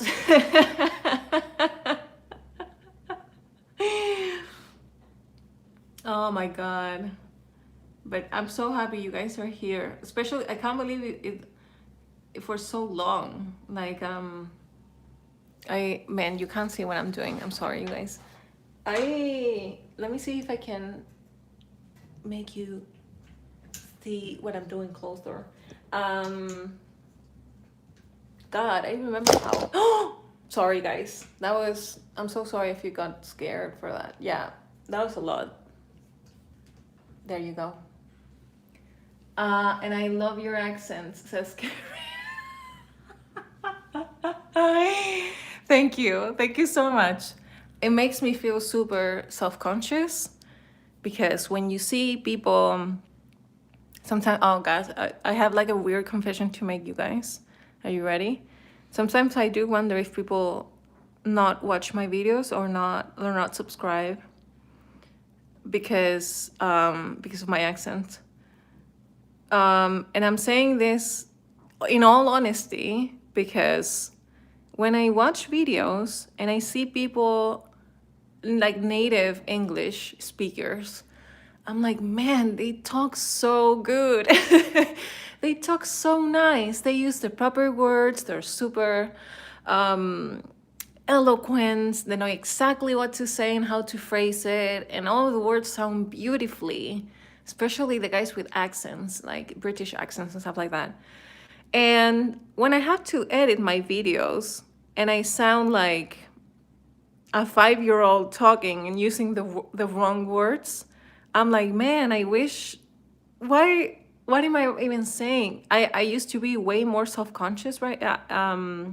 Before, like in the past, I had to had a script because I got super nervous about talking in front of a camera, obviously. It took me a while to feel comfortable around a camera, and then plus I had to think and talk in English, and then I had to edit that and realize that I used the wrong word, so I needed a script. Now it's okay, like if I use the wrong word, I'm like, am I doing this correctly? Well, it's okay. Carrie says, the way you speak is so endearing. Oh, thank you so much. God. I'm crying right now. Yuma says, English is not your first language. You should hear me try to speak Spanish. Risket says, we are native English speakers, but he struggles a little with pronunciation every so often. So when he hears you push through your English struggle, sometimes he thinks it's awesome. Oh my God, that's so cool. It's your fiance, okay. Oh my God, your fiance, yes, we have to keep working really hard. Julia says, you don't sound like a 5-year-old. And it seems so easy for you to find the worst. English is hard. I always take long pauses between words to find what I want to say. That, Julia, is so calming and like such a nice feeling for me because you guys talk so fast sometimes. So I'm like, I wish I could talk really fast and know exactly what I want to say, like Gilmore Girls. And sometimes I'm like, I talk so slow. But anyway, man, I love English. English is a great language. I just wish I felt more comfortable in it. It's just that I don't feel comfortable, but sometimes I have like bad English days, which believe me, they suck because God, listen to me, my accent anyway. But sometimes I wish I had like, wait, I need to do this like cake thingy. Sometimes I wish I stopped having bad English days. When I moved to the UK, I'm like, man, I wonder if by talking more in English, I'm going to become more used to. God, I'm burping like crazy. More used to speaking in English, and I'm not going to have more bad English days anymore. And no, they don't. I mean, maybe you don't have them anymore, like so frequently, but you still have them every once in a while. And that sucks. And also they're really inconvenient because you have bad English days when you're not supposed to have bad English days. Like, for example, when you have to do a talk or when you have to do a live stream. Or Anna says, I live in Switzerland and here everyone speaks so good. Yeah, what's up with Switzerland and their English? It's so nice. My Spanish accent is terrible. I feel you. I'm self-conscious when I talk. Anna, I feel your accent is amazing. Julia says, sorry for the deep questions. Oh yeah, Julia asked me something. Wait, Julia. Julia, where are you?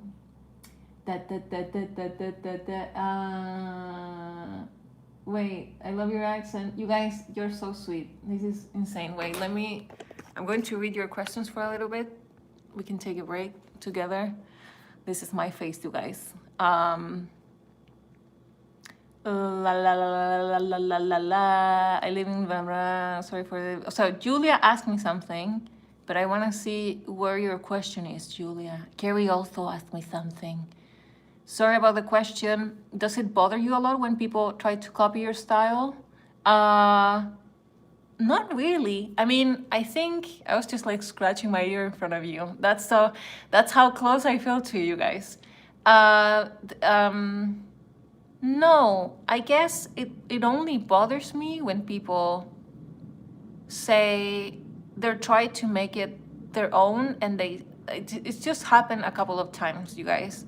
People are drawing like me and saying, and I've seen confrontation online on Instagram of people saying, oh, you're copying Franert, or like you're being inspired by this person, and they're like, no, I invented this. It hasn't happened that many times, but people claiming the style, I will never claim this style because I have so many references and like inspirations from other people, so I will never be like, this is my style clearly.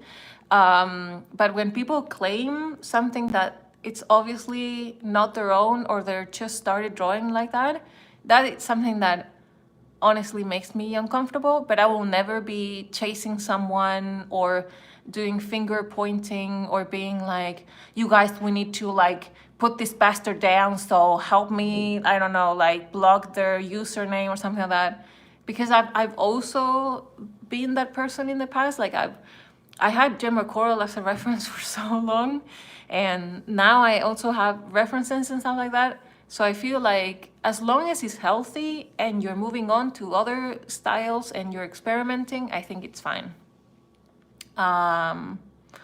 More amazing comments about my accent. Thank you, guys. Julia, I can't for the life of me find your question. Can you, Julia Andreyeva, can you please ask me again? Because I'm sorry, I can't find it. Noor says, honestly, I don't think anyone looks closely to your videos as you do. Noor, that's true. Fair enough. Vanessa says, I met you when you just arrived to Hastings, I think. I am your patron for 3 years now, and I like that. I am happy that I got the chance to meet you after you signed books in Basalisa. Oh my God, that's so cool. Your English is very good, my dear. Thank you, baby. Thank you. Sona says, nobody can talk like Gilmore Girls. I wish I do. I wish I could, like, man, they're so witty. I wish I was a witty person. Julia says, I'm not an English speaker, but I live in California. Immigrant. Very nice. Beatrice says, I think you speak English so good. My Spanish native is, and it's so hard for me that someone understands my accent in English. Noor says, I remember one of Fran and Ed December videos years ago. You guys were watching one of your videos with auto captions, and just remember translated the sentences. Basically, I am Obama. Yeah. God, I haven't done that in such a long time. Let me wait. Carolina says, but English days are here too, usually when I'm tired and anxious. That's true. That's true. You guys, I need to ask you something. So when you're not an English speaker and you listen to songs in English, for example, I grew up listening, obviously, to the greatest Spice Girls. And when you're young, I mean, any age, you tend not to pay attention to the lyrics and you're just like singing to them. I bet we already talked about this. But I remember like singing Spice Girls with my shitty English accent when I was like, I don't know, 7 years old. And now, re-listening to the songs, I'm like, whoa, these songs, they're innuendos for sex, like when two become one and all of that. And I'm like, I wonder if people from the States or English speakers in Britain or whatever, do they go through the same process when they re-listen a song again? And they're like, oh wow, this song, I had no idea it had this meaning that is so sexual. But I remember feeling like, man, I mean, we all went through like something like that. I need, please let me know if you always understood the lyrics of your favorite songs, or you sang them when you were little, and now that you're older, you're like, oh wow, this is clearly sex, or this is clearly something that I had no idea. Anyway, just let me know.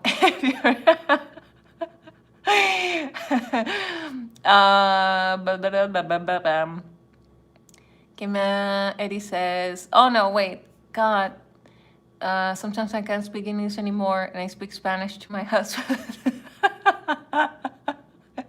This is amazing. I love your, the brunettes, I love your nickname. Do you mean when not French speakers say French words or just French, the language? Julia says, no worry, friend, you've answered already. It was about the comparison between Fafi. Oh, that was a really nice question. Thank you, Julia. Nadia, Fran, I watch Gilmore Girl because of you. Thank you. Oh, you're welcome, baby. I love bringing people together with this. Okay, I'm gonna keep drawing and talking to you guys. We need to finish this page. Spice Girls was difficult for me as a 9-year-old American. Oh man. Noor says, not an English speaker, and I always make up my own lyrics. God, that was the cool thing about not knowing English, that when you sang English songs, you could say whatever you wanted, and that was fine. But I bet as an English speaker, you had to say the accurate words when you were singing them.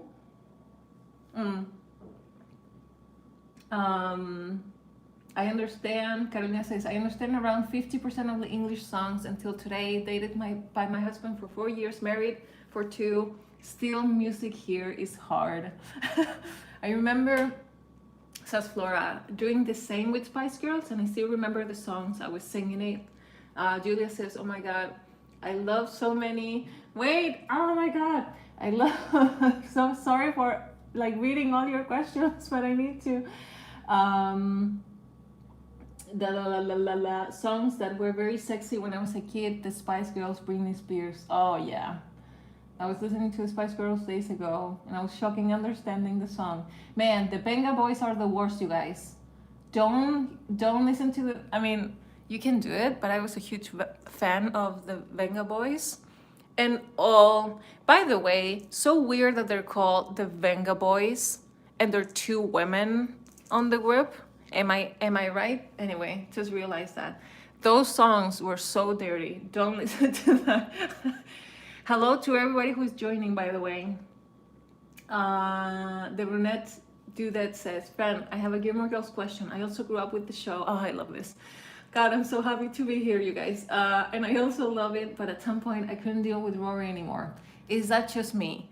Baby, I know exactly how you feel, and no, it's not just you. The truth is, Rory gets super annoying halfway the show. I bet because we were all annoying at that age, maybe. But yeah, don't worry if you feel weird about it. with age, I also realized that I understand more Lorelai, the mom, because I'm closer to Lorelai's age now, even though when I was watching the show and when it was being aired, I was Rory was actually older than me, but now I'm like, no, I feel Lorelai. Also, there's been a times in which I also hated Lorelai, so don't worry if you feel like you're hating the characters. My mom, by the way, finished the whole thing, the whole Gilmore Girls show, and she's like, oh my god, I was about to say some spoilers, but anyway, she's very happy. So now we have an issue, guys, because I have to do the new Dave, the new character. Wait, let me secure this in place. Okay. Anna says, she's so annoying. She is. A lot of people were saying that actually about Rory, that how annoying she was in the end. And I don't know if that's like a decision of the Amy Sherman Palladino, the writer, or how much Alexis, the actress, she put into the role. I have no idea. Julie is saying the same thing I said. I love that we're on the same page. At some point you stop being Team Rory and you become the Team Dave 2.0, exactly. By the way, you guys, right now Ed and I finished watching the Terrace House. No spoilers, obviously. But now we started watching that superficial TV show. Wait, am I drawing her face correctly?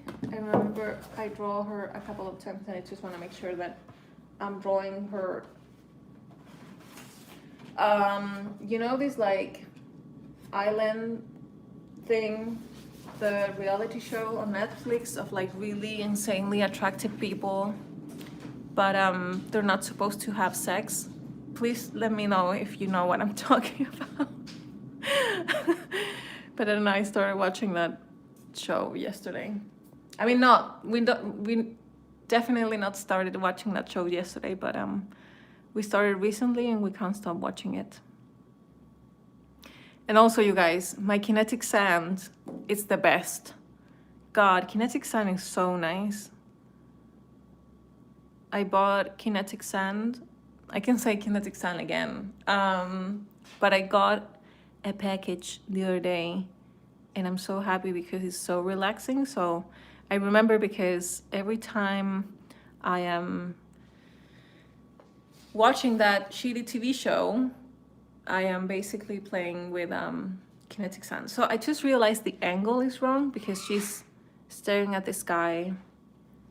So I'm going to draw Dave, the old Dave, in a weird way because, wait, did you guys enjoy it? I regret it the day after. Wait, the show? Noor says, what is that show? So if you go to Netflix, there's a thing, the attractive factor, no, the hot factor, and it's a show and they cast only hot people and it's like the hottest people ever, and they have to coexist with each other in this like really nice island, but they can't have sex or kiss or touch or do anything. And apparently it's people that they usually date around and they have sex a lot on a regular basis. So they now have to be like in this island together, and every time they do anything, I mean, if you win, you get out of the island with $100,000 each. But every time they do anything like touching or kissing or have sex, there's less money on this pile that is shared by everybody. So even if like another couple is doing things, I will lose money. Does that make sense?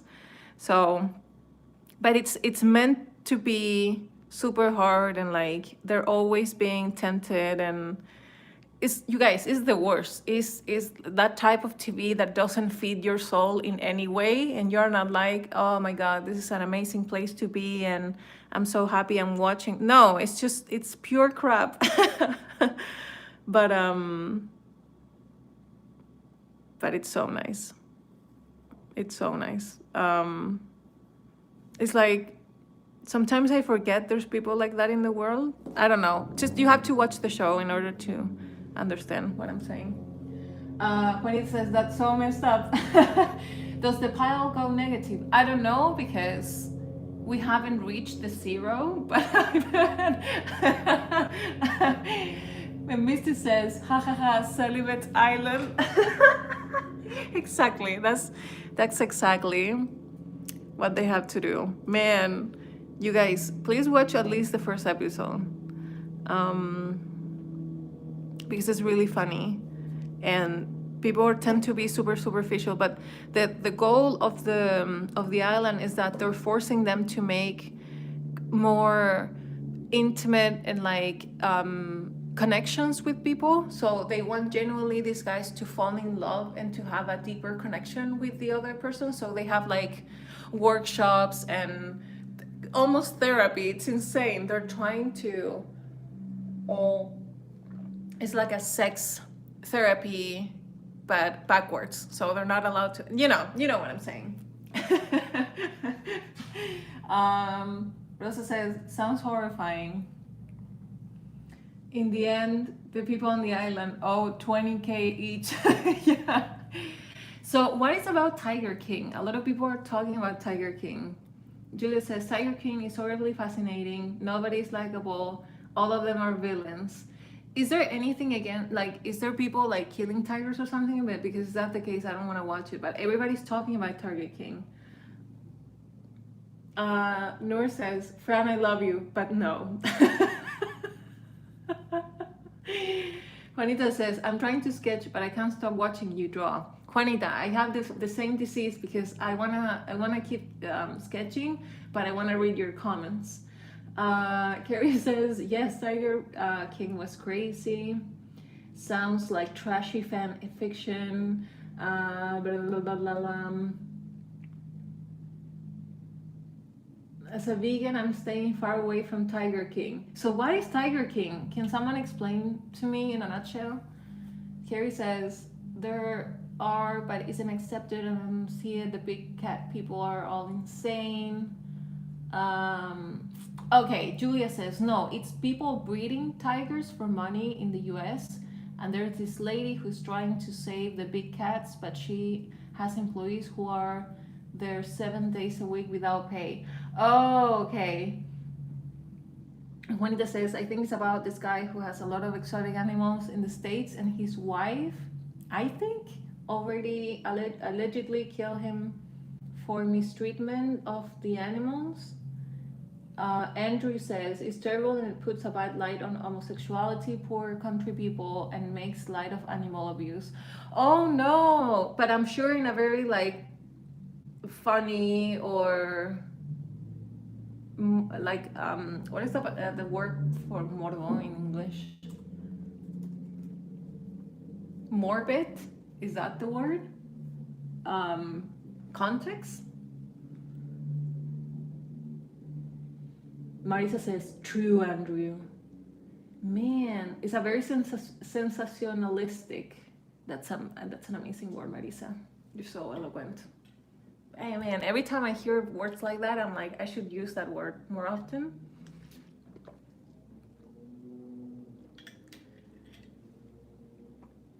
Carrie says, that's an interesting opinion, Andrew. I can definitely see what you're saying.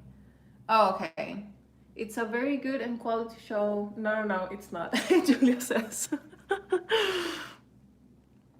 Now I see what you mean, you guys.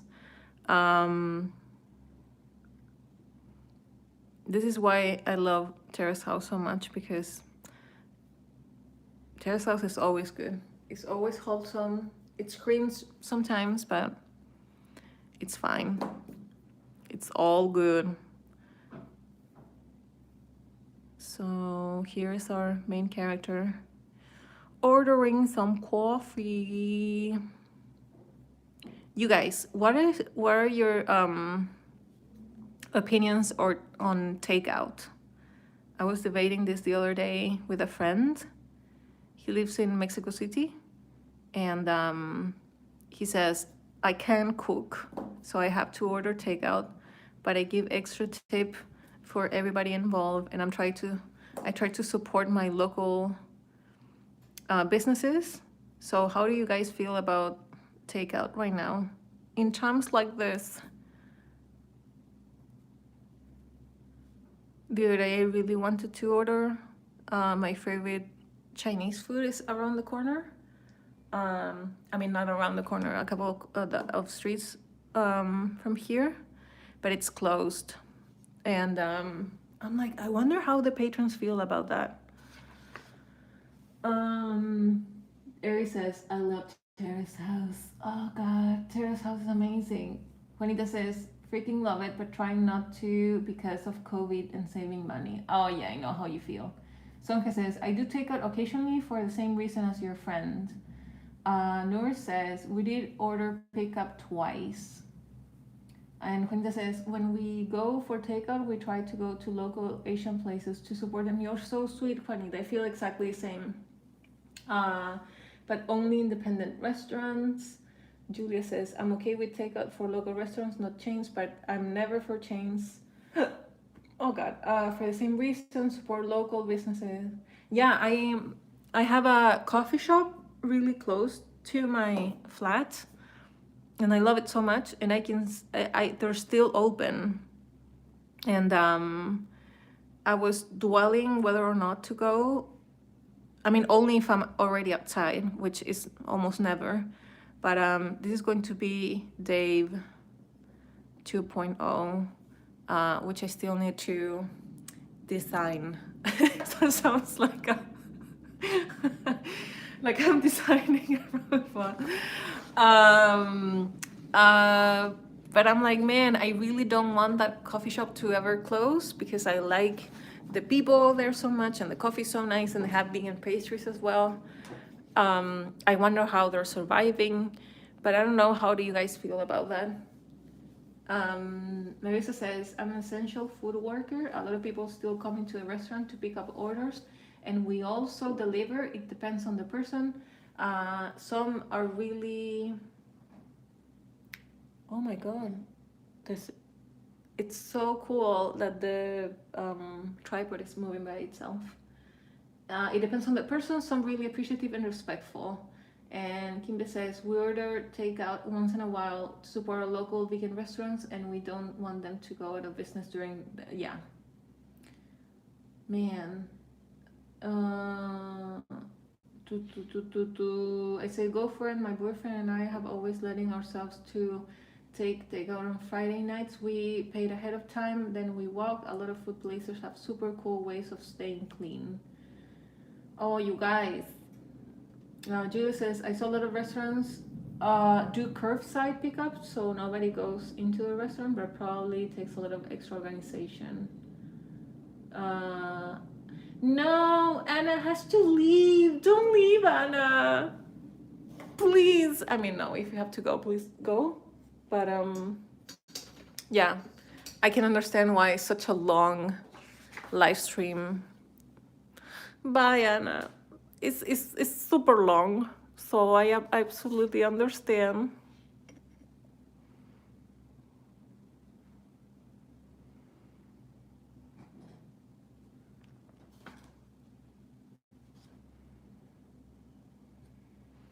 Wait,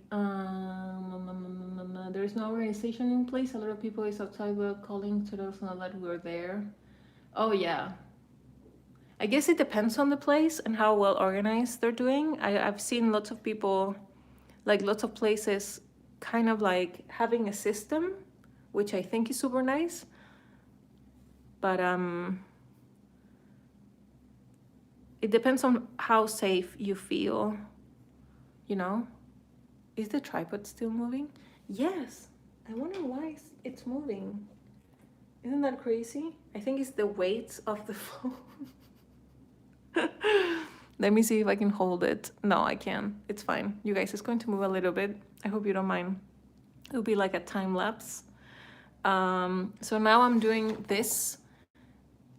The tripod is falling asleep, I know. Now we're doing this bastard over here. So she's sniffing and he's like, I remember he was saying some like remarky comment, like, out of curiosity, do you plan to pay for this, like, eventually? So that's that's what he's saying. So we have to do that. You guys, thank you so much for keeping me company during this. Oh man, there's no way I could have made this progress in this amount of time. I don't know why it's taking me so long to do this, but at the same time I'm being like, well, it's a graphic novel, it's supposed to take long.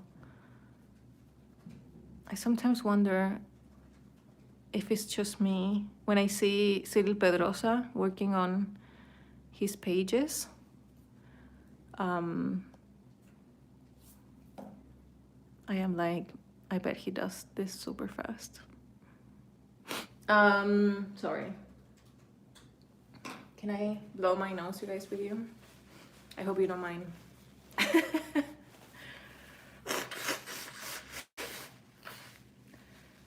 Nor says, did your travel journal about to leave take you as long? Or was the process different?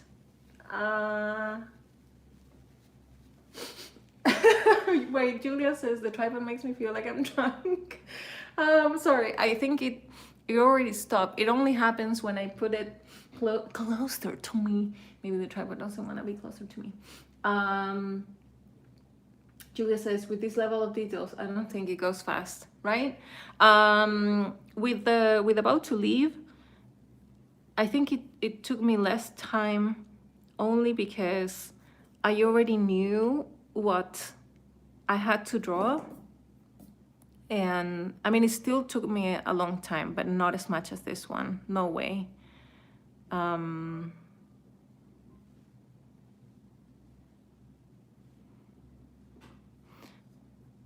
But it was only because in about to leave, I managed to, no, wait. When you sniff something, what do you do when you're sniffing?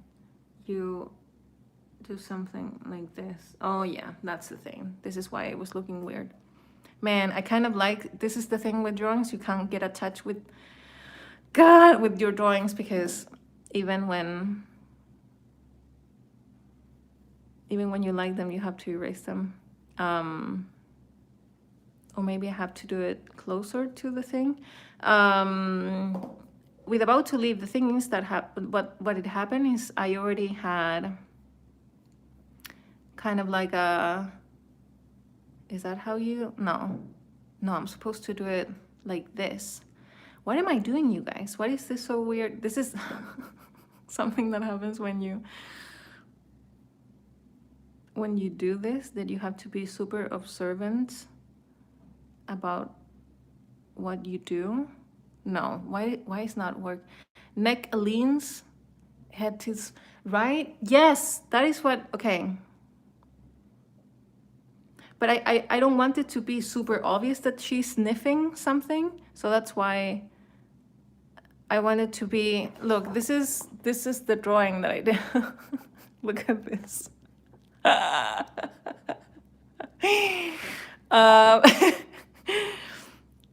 This is why drawing this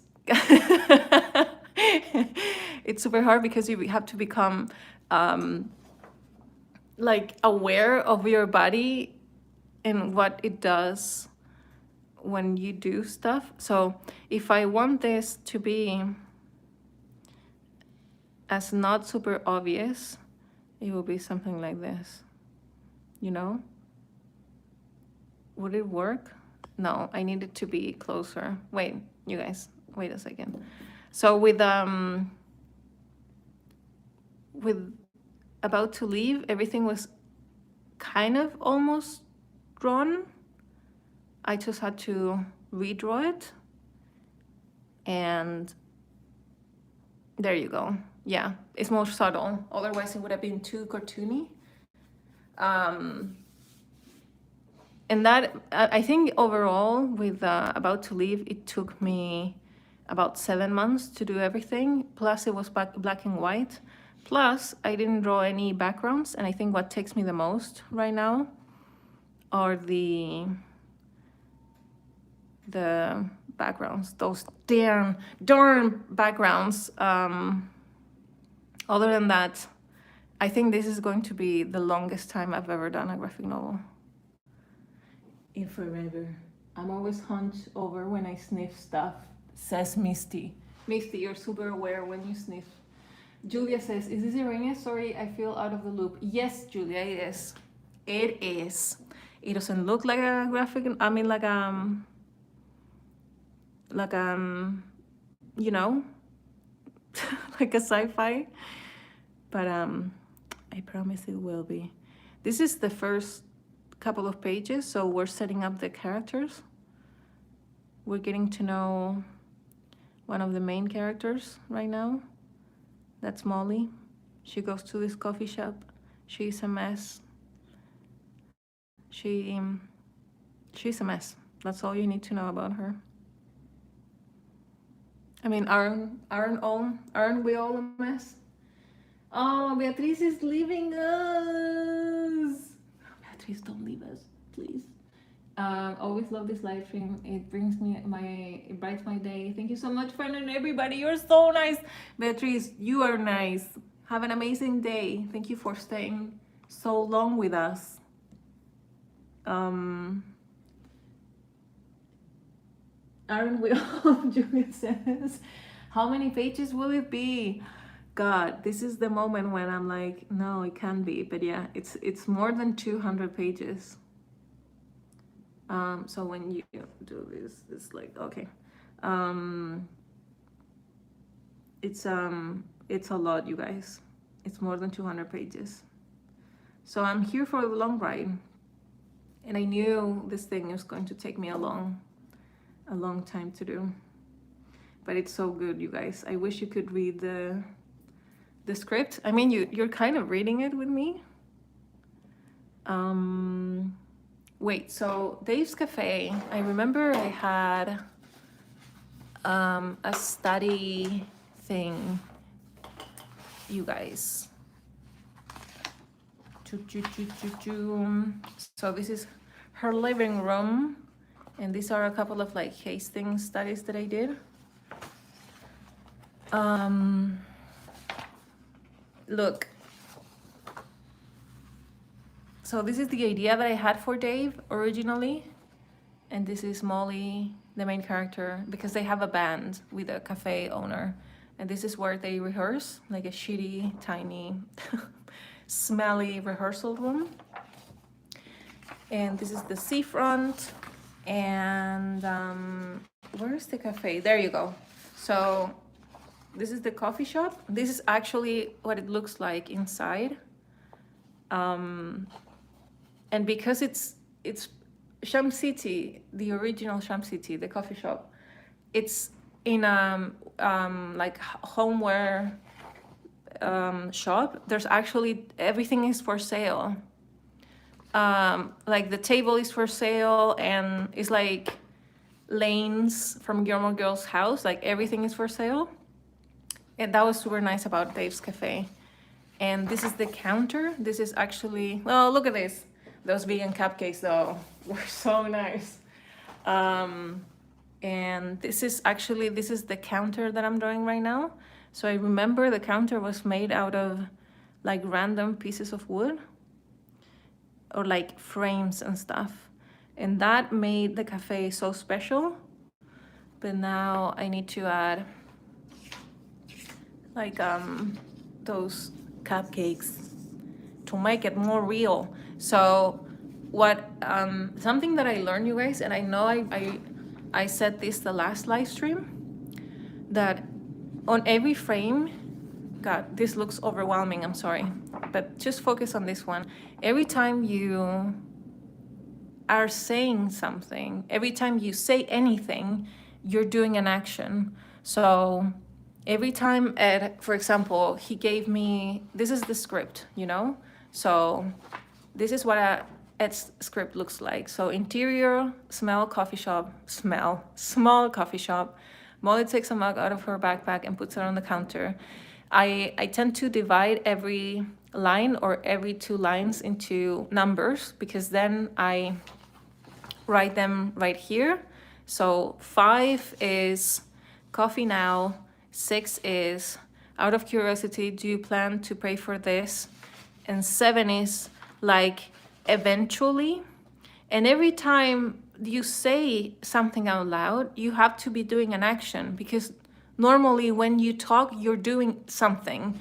So as I am writing, as I'm reading the script and dividing all of this in like small chunks of text, I am imagining how the characters will be saying this out loud.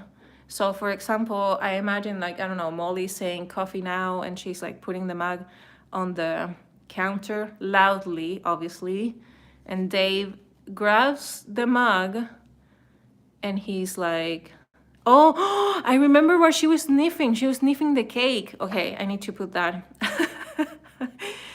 And then he's he's grabbing one mug with his right hand and the coffee pot with the other hand. And the coffee pot is right here.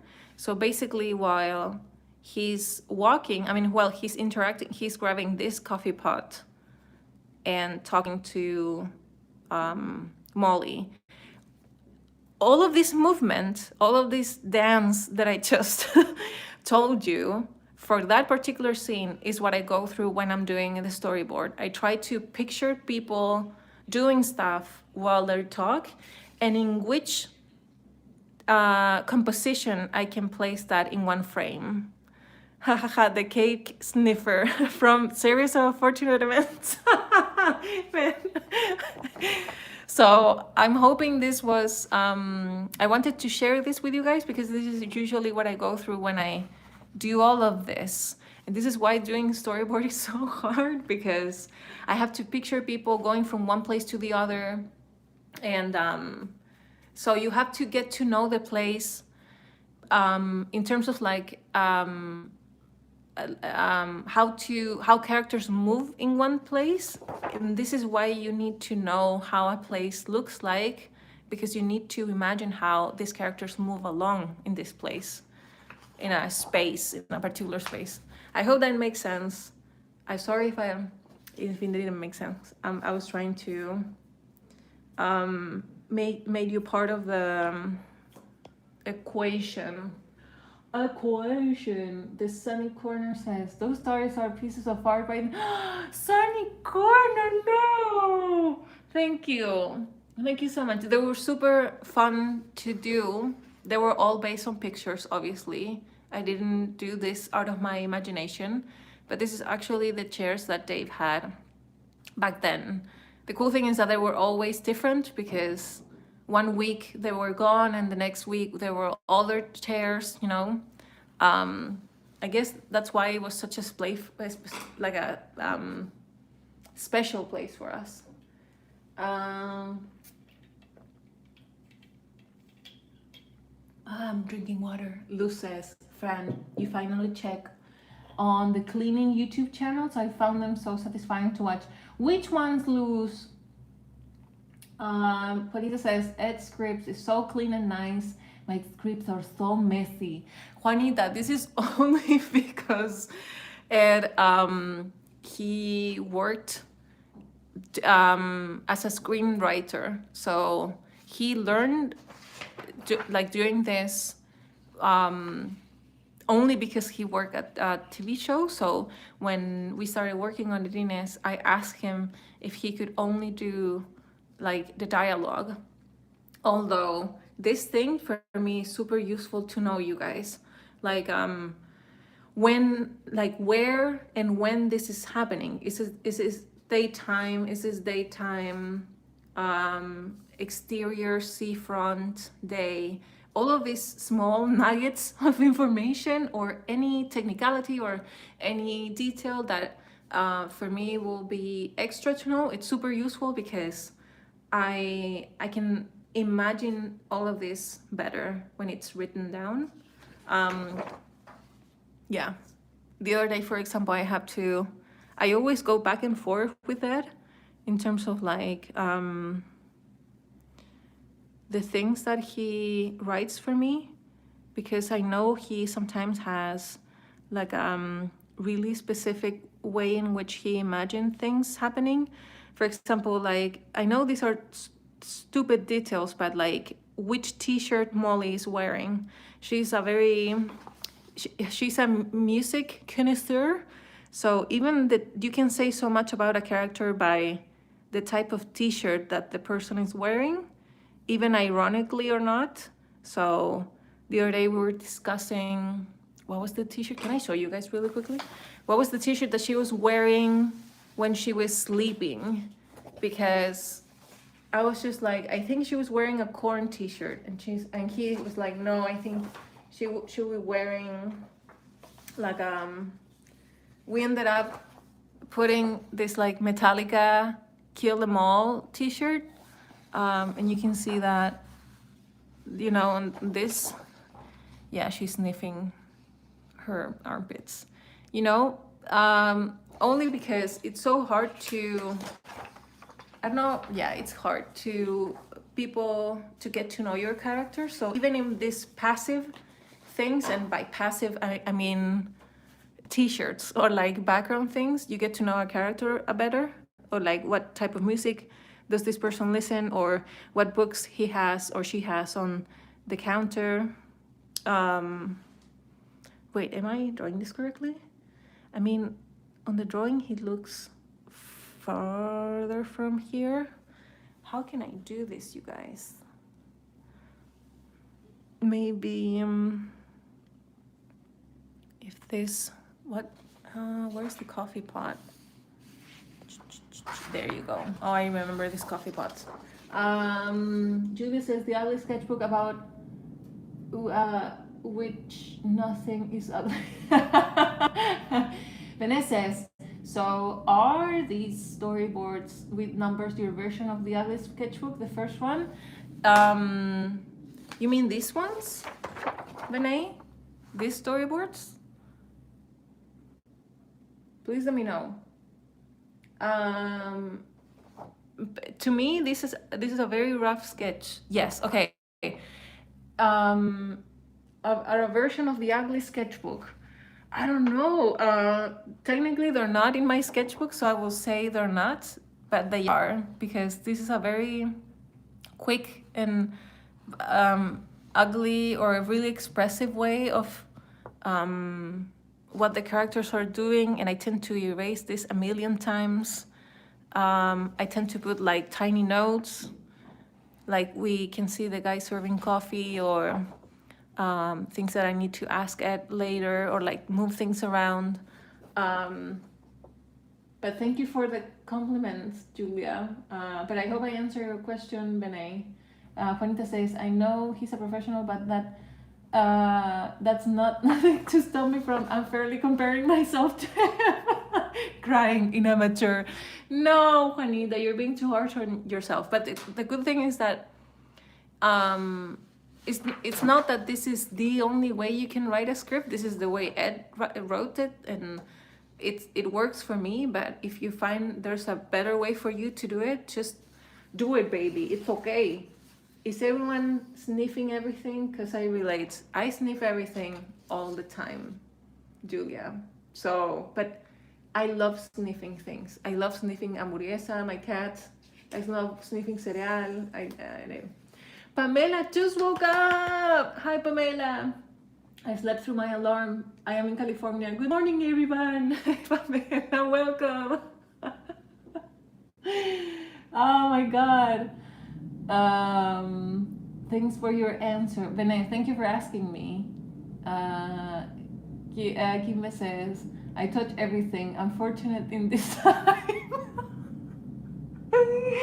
You know what? My mom has that problem. She touches everything. And my mom not only touches everything, but she's super clumsy. So when we go to a store together, this is also going to be day 2.1, and I'm going to. Can you imagine if the final character is like this? Um, but um, but yeah, my mom is clumsy and she loves touching everything. So when I go to a shop together with her, I have to be super careful because otherwise she will destroy everything. And then she's like, why are you always telling me what to do? And I'm like, Mom, only because you're clumsy and you're going to destroy everything. And then she's like, oh, fine. Wait, why coffee pots are so hard to draw? Welcome to everyone who has joined recently. Oh no, friends, mom. Are you like my mom, Julia? Are you clumsy? Because like no, Kimbe, are you like my mom? Because if you touch everything and you are clumsy, that's the worst combo. I understand your mom on a different spiritual level. Oh my God. I feel you, baby. Man, I feel you so much. God. But really, being clumsy is being endearing. Oh man, Hamburguesa is there. Mi amor. I think he just woke up. No, he's still sleeping. Okay. In about, you guys, half an hour or like 10 minutes, they're going to wake up really hungry and you're going to know, that they're there.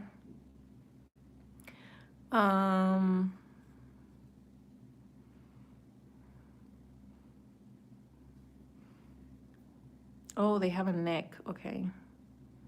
There you go. Wait, I'm going to draw this thing in the worst possible way ever. Juanita says, I am like your mom, the grocery store is so hard for me, especially now. Oh, God. It's been, I think, the most hard thing for me, you guys, during this pandemic thing. I mean, besides everything, it's been the fact that I can't touch my face. And I was so good at that. Like, I touch my face constantly. And I didn't realize how much I did it until now. Now I think I'm good at restraining myself, but also, and I don't know if you guys also are experiencing this, but I'm more relaxed. I remember in the first couple of weeks, I'm like, I need to watch my hands constantly. I have to do this and I have to do that and I have to. And now, even though I'm still washing my hands frequently, it's not as frequently as in the beginning, because I now know that the virus is not in my house, and since Ed and I barely are going out, we know it's not here. So I don't know if you feel the same. Maybe I shouldn't be saying this and I should be like, yes, I still wash my hands constantly. But since it's been so long, it's been 6 weeks, you guys, since Ed and I started doing self-isolation. So we kind of plateau in terms of like how much are we doing and taking care of ourselves.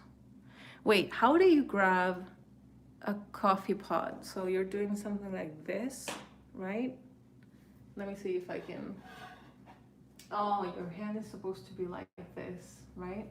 So it's definitely not like this. I mean, you could also do something like this. Yeah, I mean, I'm going to pause this hand just for a second, you guys. Only because I need to take a picture of my hand. Irene says, Fran, 6 semanas, me too. 6 weeks is a lot. Minerva says, that's nice. The nice thing of being inside, you freak out a bit less since you're not outside. Definitely feel the same way. Oh my God, a lot of people are turning 6 weeks. That's so cool. Buying fruit feels so unnatural right now. I usually always smell it. Julia says, I cannot not touch my face. It's so hard. I literally touching my face right now. Oh my God. You guys are so funny.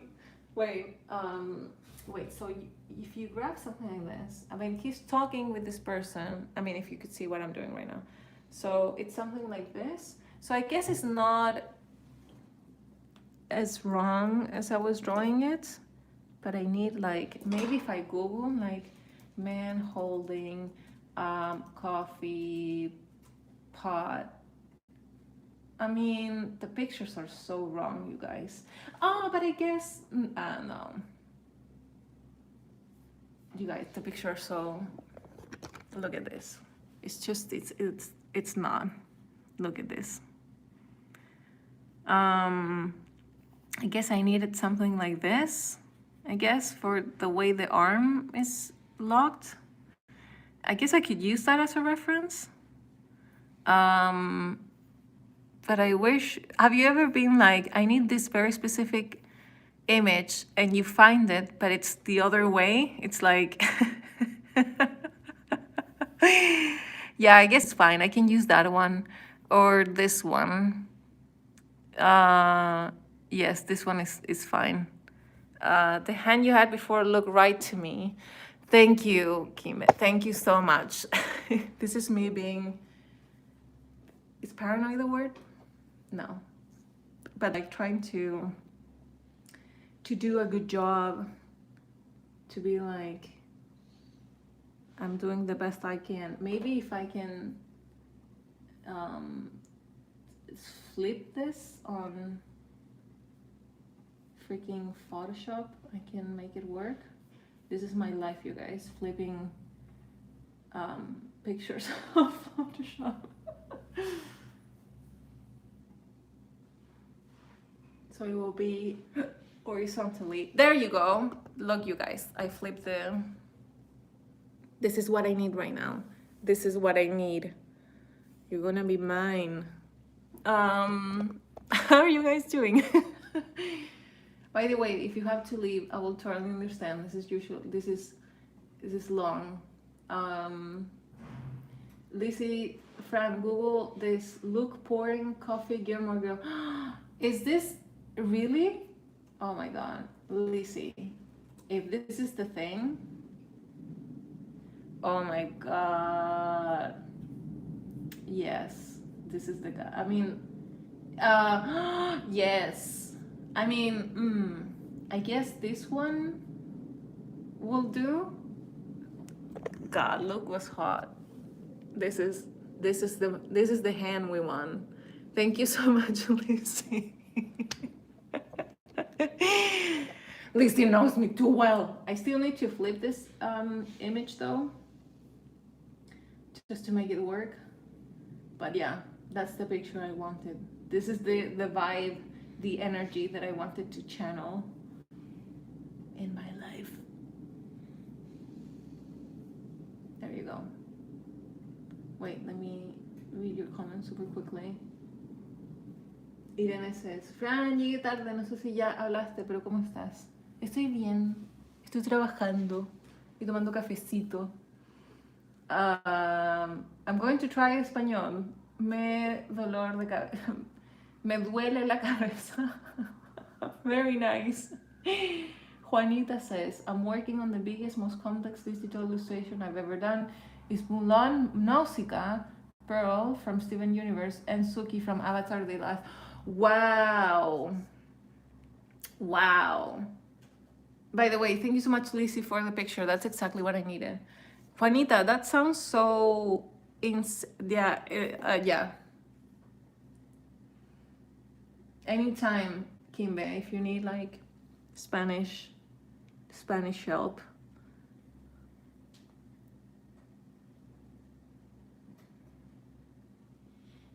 Oh no, you can't see that. Yeah. Hands, man. I wonder if someone says like, oh yeah, I don't mind drawing hands. Hands are fine. I will want to meet that person.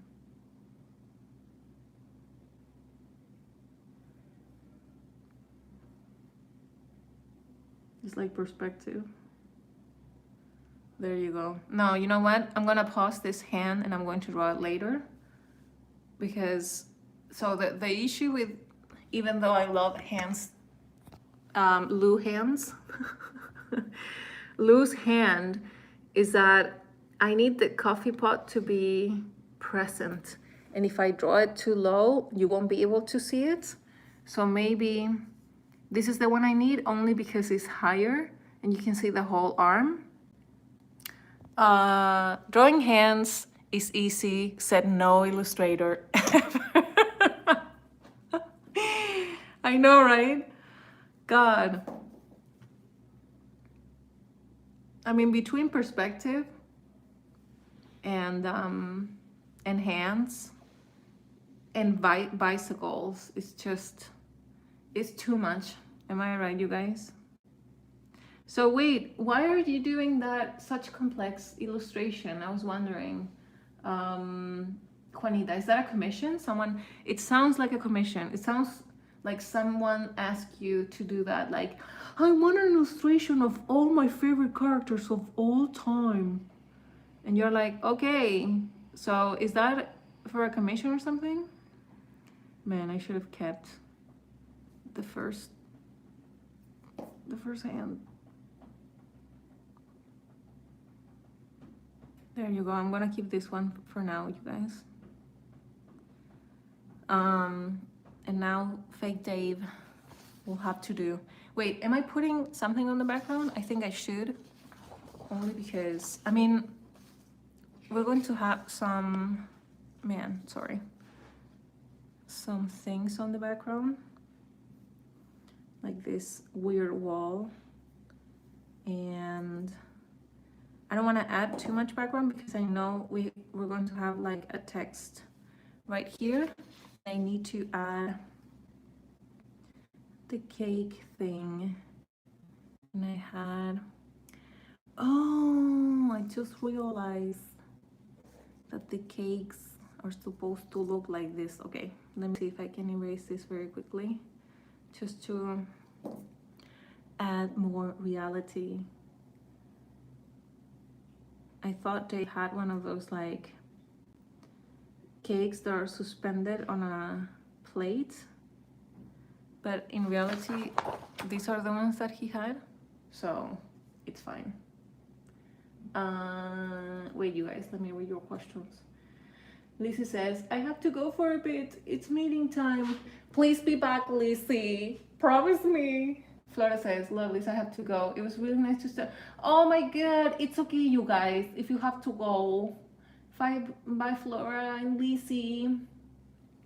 Oh, you guys are so nice. Oh, wishing them to have a nice day. Julia says, do you plan the sketch, the speech bubble?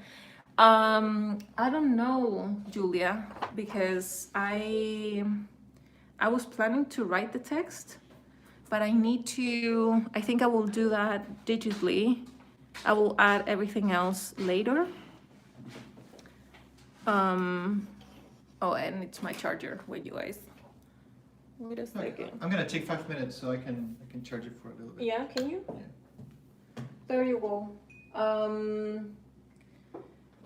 I think I'm gonna add like both the speech bubble and the text digitally this time, only because I have no idea how much the text is going to take me in terms of space.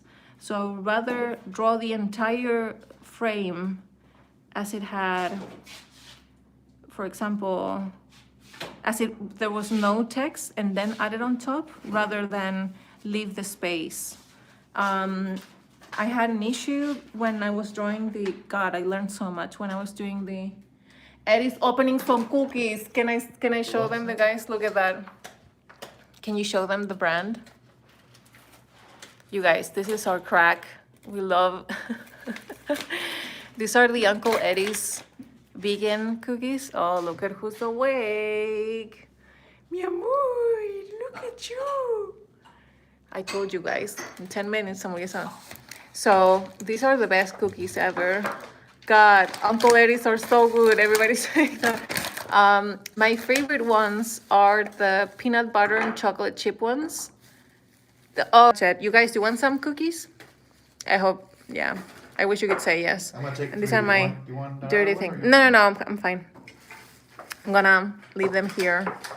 If only you could share those through the internet. Oh man, I wish, Andrew. We didn't have any cookies for a couple of days because we ran out of, and we didn't have the time to go to some grocery shopping. So this is the first time in a while where we can have like cookies. Let me draw this nipple here. Man, I miss those cakes. Because I'm going to get super hungry in a little bit. Wait, what was the other thing that was in the background? Okay, so Dave had like oh, so what I was saying is that when I was drawing the friendship book, you guys, there were so many parts in which I need to draw this because otherwise I'm not going to be able to explain this properly. So when I was drawing the friendship book, for example, I had this frame over here. And I'm like, okay, there's a character saying the text right here. And I don't know, there's two characters talking like this. And when I was drawing it, I actually wrote the text like this, and I did the thingy, what do you call it? The bubble, the speech bubble. And I did the same with this one. But the issue is that since I already knew there was going to be a speech bubble, the background was always incomplete. So when you saw this digitally, you saw the character doing this, and then the background was cut like this. This is like a very simple example of what I meant. Julia says, cutest character ever. Thank you, baby. So my issue, you guys, is that when I was drawing the translation, I had too much space or too little space that was cutted. So for example, in this case, nothing like and this was like horrible because, for example, this whole thing was painted because I thought the text was going to take that entire space, but actually in the English version took less space, like took this amount of space. So then I had all of this white space that didn't take any, like there was nothing there. Now it looks horrible, but I hope you understand what I mean, that I had no background whatsoever for all of that gap of space.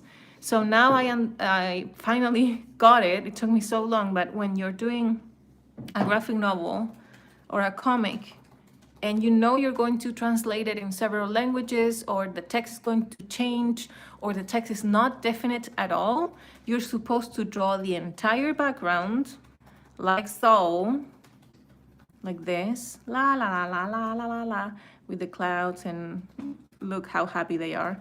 And then digitally you add the speech bubble on top. So you know that no matter how big or how little the speech bubble is, you're always going to have the background available. I hope it made sense. Thank you for coming to my TED Talk.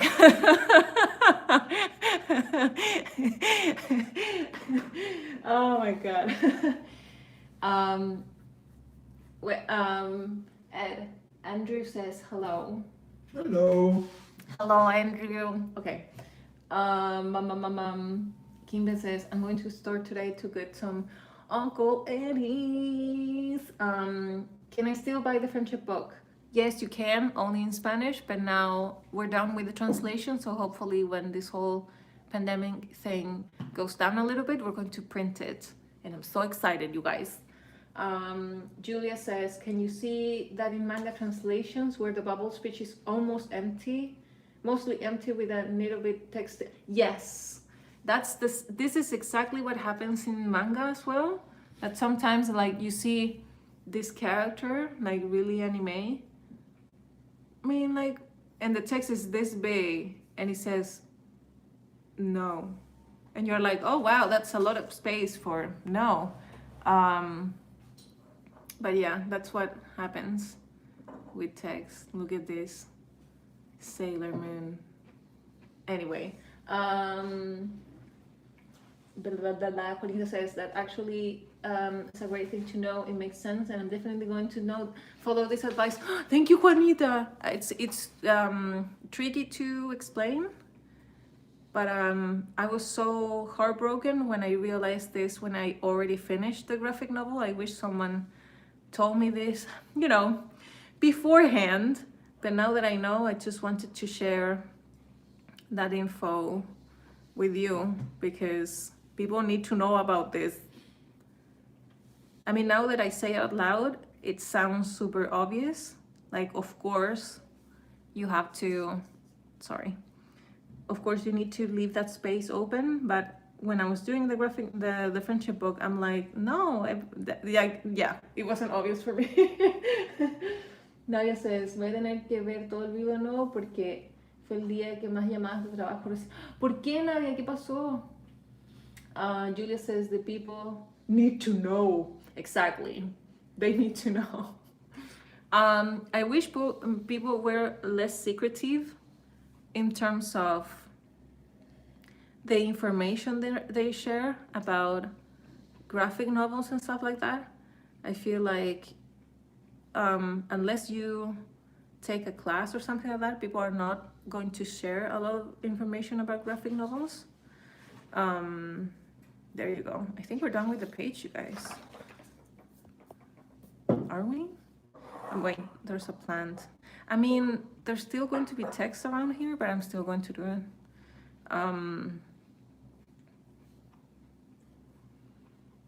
That's why I'm so, I think, grateful of this YouTube channel that I was telling you about this guy drawing this manga for hours, because you get to see the process from the beginning. This is how I learned that I'm supposed to have this thing, like this page right here, full of like ugly sketches and things. Now I think we can finish this live stream working on Dave 2.0 because I need to work on my boy Dave.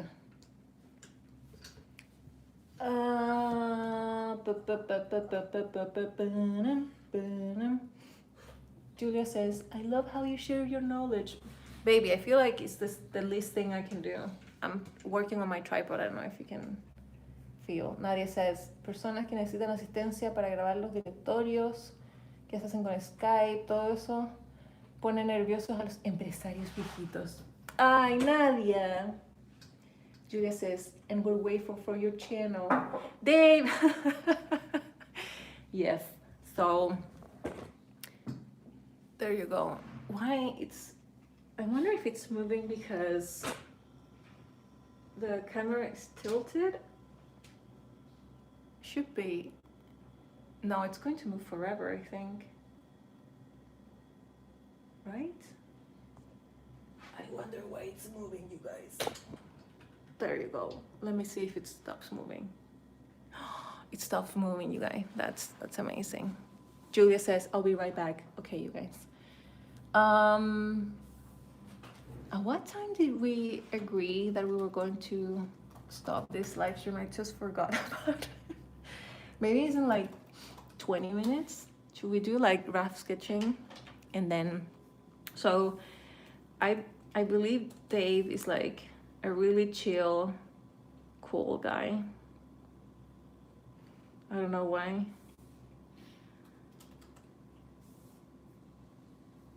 I mean, he owns his cafe. I mean, I know Dave, but like new Dave, I wonder how he is. I feel like he's the coolest guy on the block, and he happens to be that he owns a cafe, but everybody wants to hang with him and be like him. Like, you should be like, this guy should have his own comic, you know? Okay, so the live stream is until 12, so we should have ended 10 minutes ago, but you know, guys, I can't say goodbye to you, so I'm gonna keep going for like 15 minutes, okay?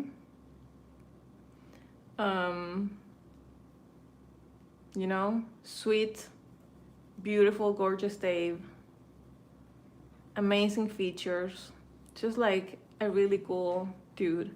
I found something because I had the same doubt and I searched, and it seems like the mantle cloak of magical powers that Snowden puts over himself, it's to cover his arms when he types the password, so they can't read the movements on the keys he's typing. So it doesn't cover the camera, but he's covering the face and the body.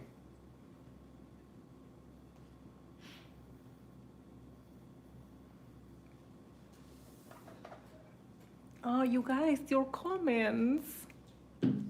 Wait, Andrew is leaving? Andrew! Bye, baby. So Eddie's in a class, by the way. He's only here because he needed the laptop charger. We only have one laptop charger, you guys, so we need to be like really careful about like not being at 20% both of us. So every time we reach that point, we have to be like, you know, careful. What is Ed talking about? So he's in a class right now. I don't know which class. He has classes all day. I mean, like Wednesday is his worst day. It sounded like I said his horse day, his worst day in terms of classes. He has, I think, like, I love this day, by the way. Let me know which one you like the most. But he has at least, I don't know. What I'm doing, I forgot to mention this. I'm drawing Dave again because I need to understand which is the Dave I want. This is like designing a doll or a person. And what I'm going to do is I'm going to draw Dave as many times as I can so I get used to his face, or like which features I would love to see in his face. Maybe like a more rounded face, maybe a more accentuated face. It depends of like the personality of him. But this is why I'm drawing him so much. This is like character studies 101. And once I feel comfortable drawing him, I will be able to draw him here, you know? And since he's a recurrent character and he dates this like woman, and that's not a spoiler, by the way, I need to become used to drawing him a lot. So that's why I'm drawing him so much now, by the way. So Eddie's in class. I don't know which class he has right now. I think he's doing TA now. So like teaching assistant. Nadia says, cuidando ese cargador de oro. Kimbe says, I have Spanish class on Mondays and Wednesdays. Oh, Kimbe, that's so cool. Please let me know if you need to practice your Spanish with me. I mean, my Spanish is not the best one, but we can work together and figure something out. I feel like drawing men's haircuts is the most difficult thing ever. I always struggle drawing men's haircuts. Do you guys feel the same? By the way, I have no idea what I'm having for lunch today. What I know today, these are my plans for today. I need to, maybe I can draw this guy with a mustache, because real Dave has a mustache, although that will be kind of confusing for real Dave. I need to wash my hair. I should have washed it yesterday, but I didn't because I'm lazy. And I will also look to do more cardios. Look at this mustache. Although he looks older with mustache, so I might not give him a mustache right now. You know what I'm saying? And he should be around Molly's age, maybe a little bit older, but not this old. It's not that mustache equals old, but you know.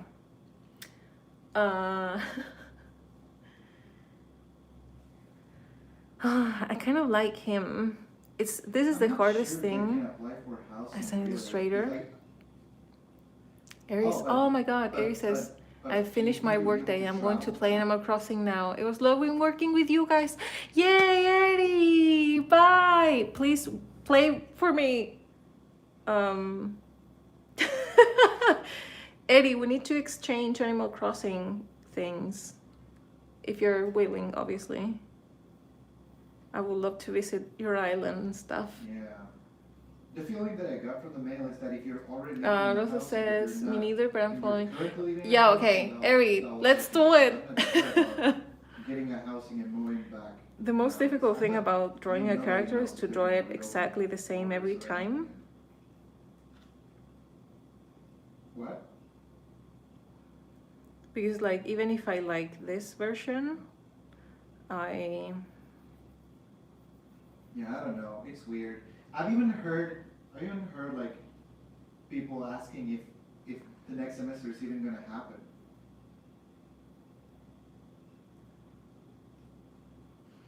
Okay, yeah, the thing that I try to replicate the most is the shape of the head, and once I have the shape of the head, what in this case it's like a circle. The semester instead of making it happen. Like this, you know? This is like his head. So if I kind of have the face right, like the head shape right in the first place, it's easier for me to replicate the character. That is something that I have to pay attention a lot. And I kind of like this hair. Like all the other Ivy Leagues do the same, and they also spend the Look at semester this in Dave. Very nice. Very nice, you guys. Marisa says, can there be a Patreon post dedicated to Animal Crossing? Me too. There's like, Yes, Marisa, we can absolutely do that. I don't know. Oh my god. We can absolutely do that. That would be great. I would love to visit your island, you guys. I mean, the thing is, I don't wanna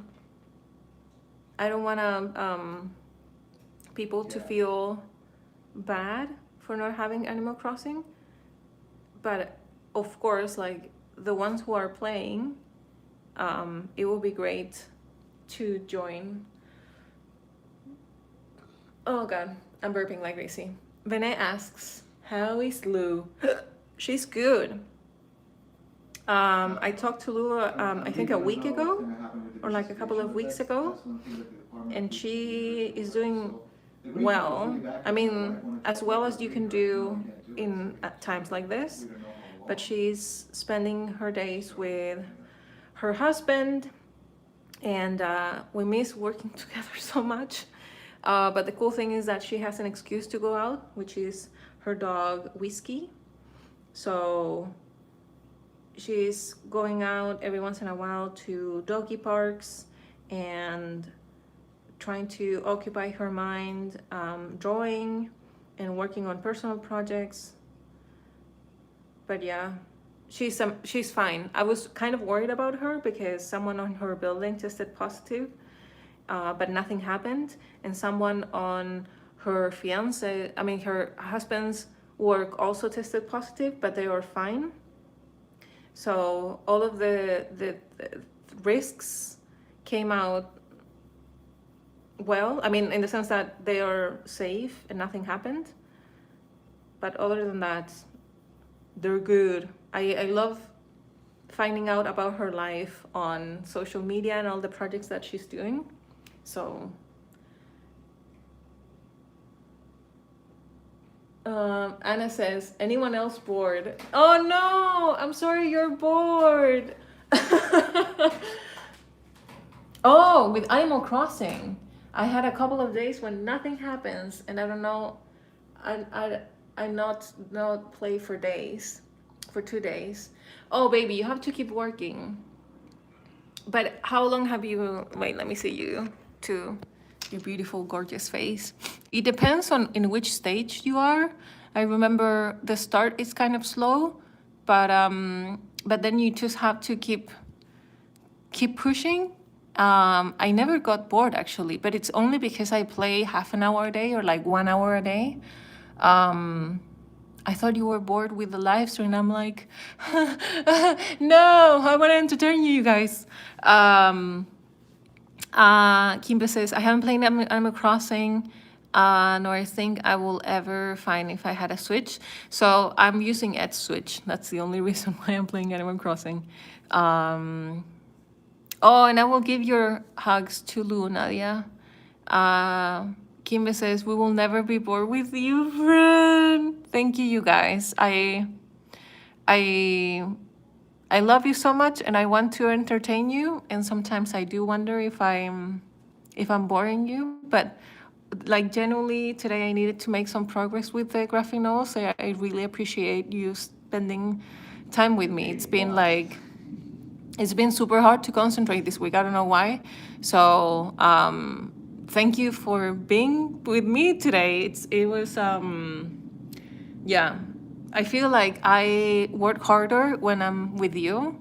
So I'm hoping that next time, if you don't, we can still work on the graphic novel because I generally have to. But I would love to spice things up and work on other different projects. Maybe we can paint and like work on sketchbooks and do other things, like studies and stuff. Nadia says, Fran, ¿ya no pasas más por Discord? ¿Te puedo responder en inglés o en español? She's asking about Discord. Yes, every now and then I visit Discord. But since I am doing Lens and checking up on the Patreon account and page and your messages, I tend to focus on one account at the time. So that's why, even though I try to be as active as on Discord as I can, I try to do Lens more frequently rather than be on Discord. Does that make sense? You guys, Carrie says, agree, never bored watching you do. Thank you. This is my worst nightmare, you guys being bored or like, so boring.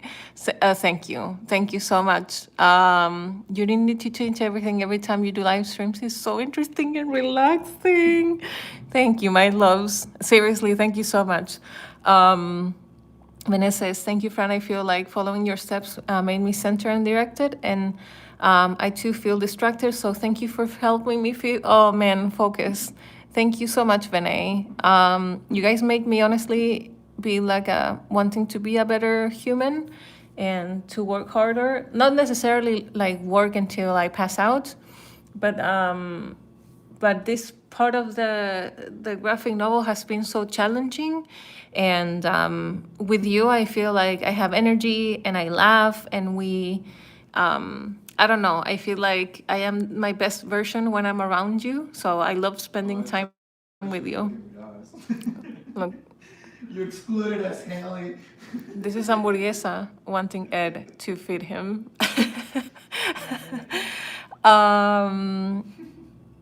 Irene says, Fran, es demasiado inspirador verte trabajar. Juanita says, you're so cute and sweet, friend, never bored. Sorry if I'm like looking this way, but I really need to, I love reading your comments. I'm addicted to you. It's so hard to be a part of your drawing process, says Julia. And Carrie says, I was feeling super down, and this and all of you, you're cheering me up. Thank you so much. Oh, thank you, Carrie. It must have been us talking about pooping and speeding. I bet it was that. The brunette to that, Fran, you're never boring, and working with you, it's nice, and I was more productive than working alone. So, oh my God, I'm so happy this was helpful for also you guys. Rosa says, absolutely not boring. I rewatch all live streams when I want to do creative work. Interrupting it again. Yes, we're the worst. And Julia's back. Julia, just in time to say hello. To say goodbye. Jill says, yes, seeing your discipline, I'm drawing 100% more. And it feels so good. Thank you, guys. You guys are so sweet. Luz says, thank you, Fran. It's so nice to do homework in your company. What homework were you doing? Please let me know. I would love to know you guys. I think that's it, my loves. We did so much progress today. We Oh, did the faces, and we did some study sketches that allow us to do this bastard, this whole bastard. But I'm so happy with how this turned out. And yeah, I need to change then Dave 2.0. But yeah. Oh, Stephanie says, actually, during this last 2 hours with you, it was the first time today that I really got work done. Baby, yeah, I absolutely understand. Wait, can I switch this thing? There you go. You can see my, wait, let me show you really quickly. Hamburguesa is just like, he wants that food. He won't get it yet, but he wants that food. Mi amor, what's happening? Yeah, he's hungry. I told you guys. This is how what he wants. And cereal is over here. Cereal rica, mi amor. Yeah. Oh. Yeah. But Ed is back, so. Oh man, I almost dropped my phone. Okay, you guys, I think I'm gonna get a snack, and also I need to wash my hair because this is indecent. It looks nice, but believe me, it's greasy AF. So I'm going to wash my hair, and I would love to do some Animal Crossing, but not yet. It's too early for Animal Crossing yet. So I think I'm going to keep working on this page and maybe change the Daves that are coming upon me. That sounded so weird, but I love you so much, you guys. Thank you so much for keeping me company and for being here today with me. I love this long, really long live streams because you get to see an entire process. And every time I used to do like half an hour long podcast live streams, they always ended in the moment, like I felt like they were too short, and we were making progress just by the time it was about to, like, we had to leave. And I don't know, I love catching up with you and being around you, and I love you guys so much. Thank you for your support, especially right now. I can't believe there's so many of you, and I hope you're having a Marisa says log live stream is definitely better. Oh god, I'm so happy and I'm so glad that you guys like it. But anyway, I hope you're having a wonderful Thursday ahead, and I don't want to leave. Rosa says, que tengan un lindo día a todos. Julia says, bye to everyone. It was always fun. It's always fun. Bye, you guys. I love you. See you in a little bit on Lens and on social media and stuff. But I hope you're having a wonderful Thursday, the rest of the Thursday, and the rest of your week. And see you super soon. Bye, Julia. Bye, everybody. Bye, Anna. And bye, Marisa, Luz, Nadia, Kimbe, Juanita, Jill, Rosa. We love you so much, you guys. Bye.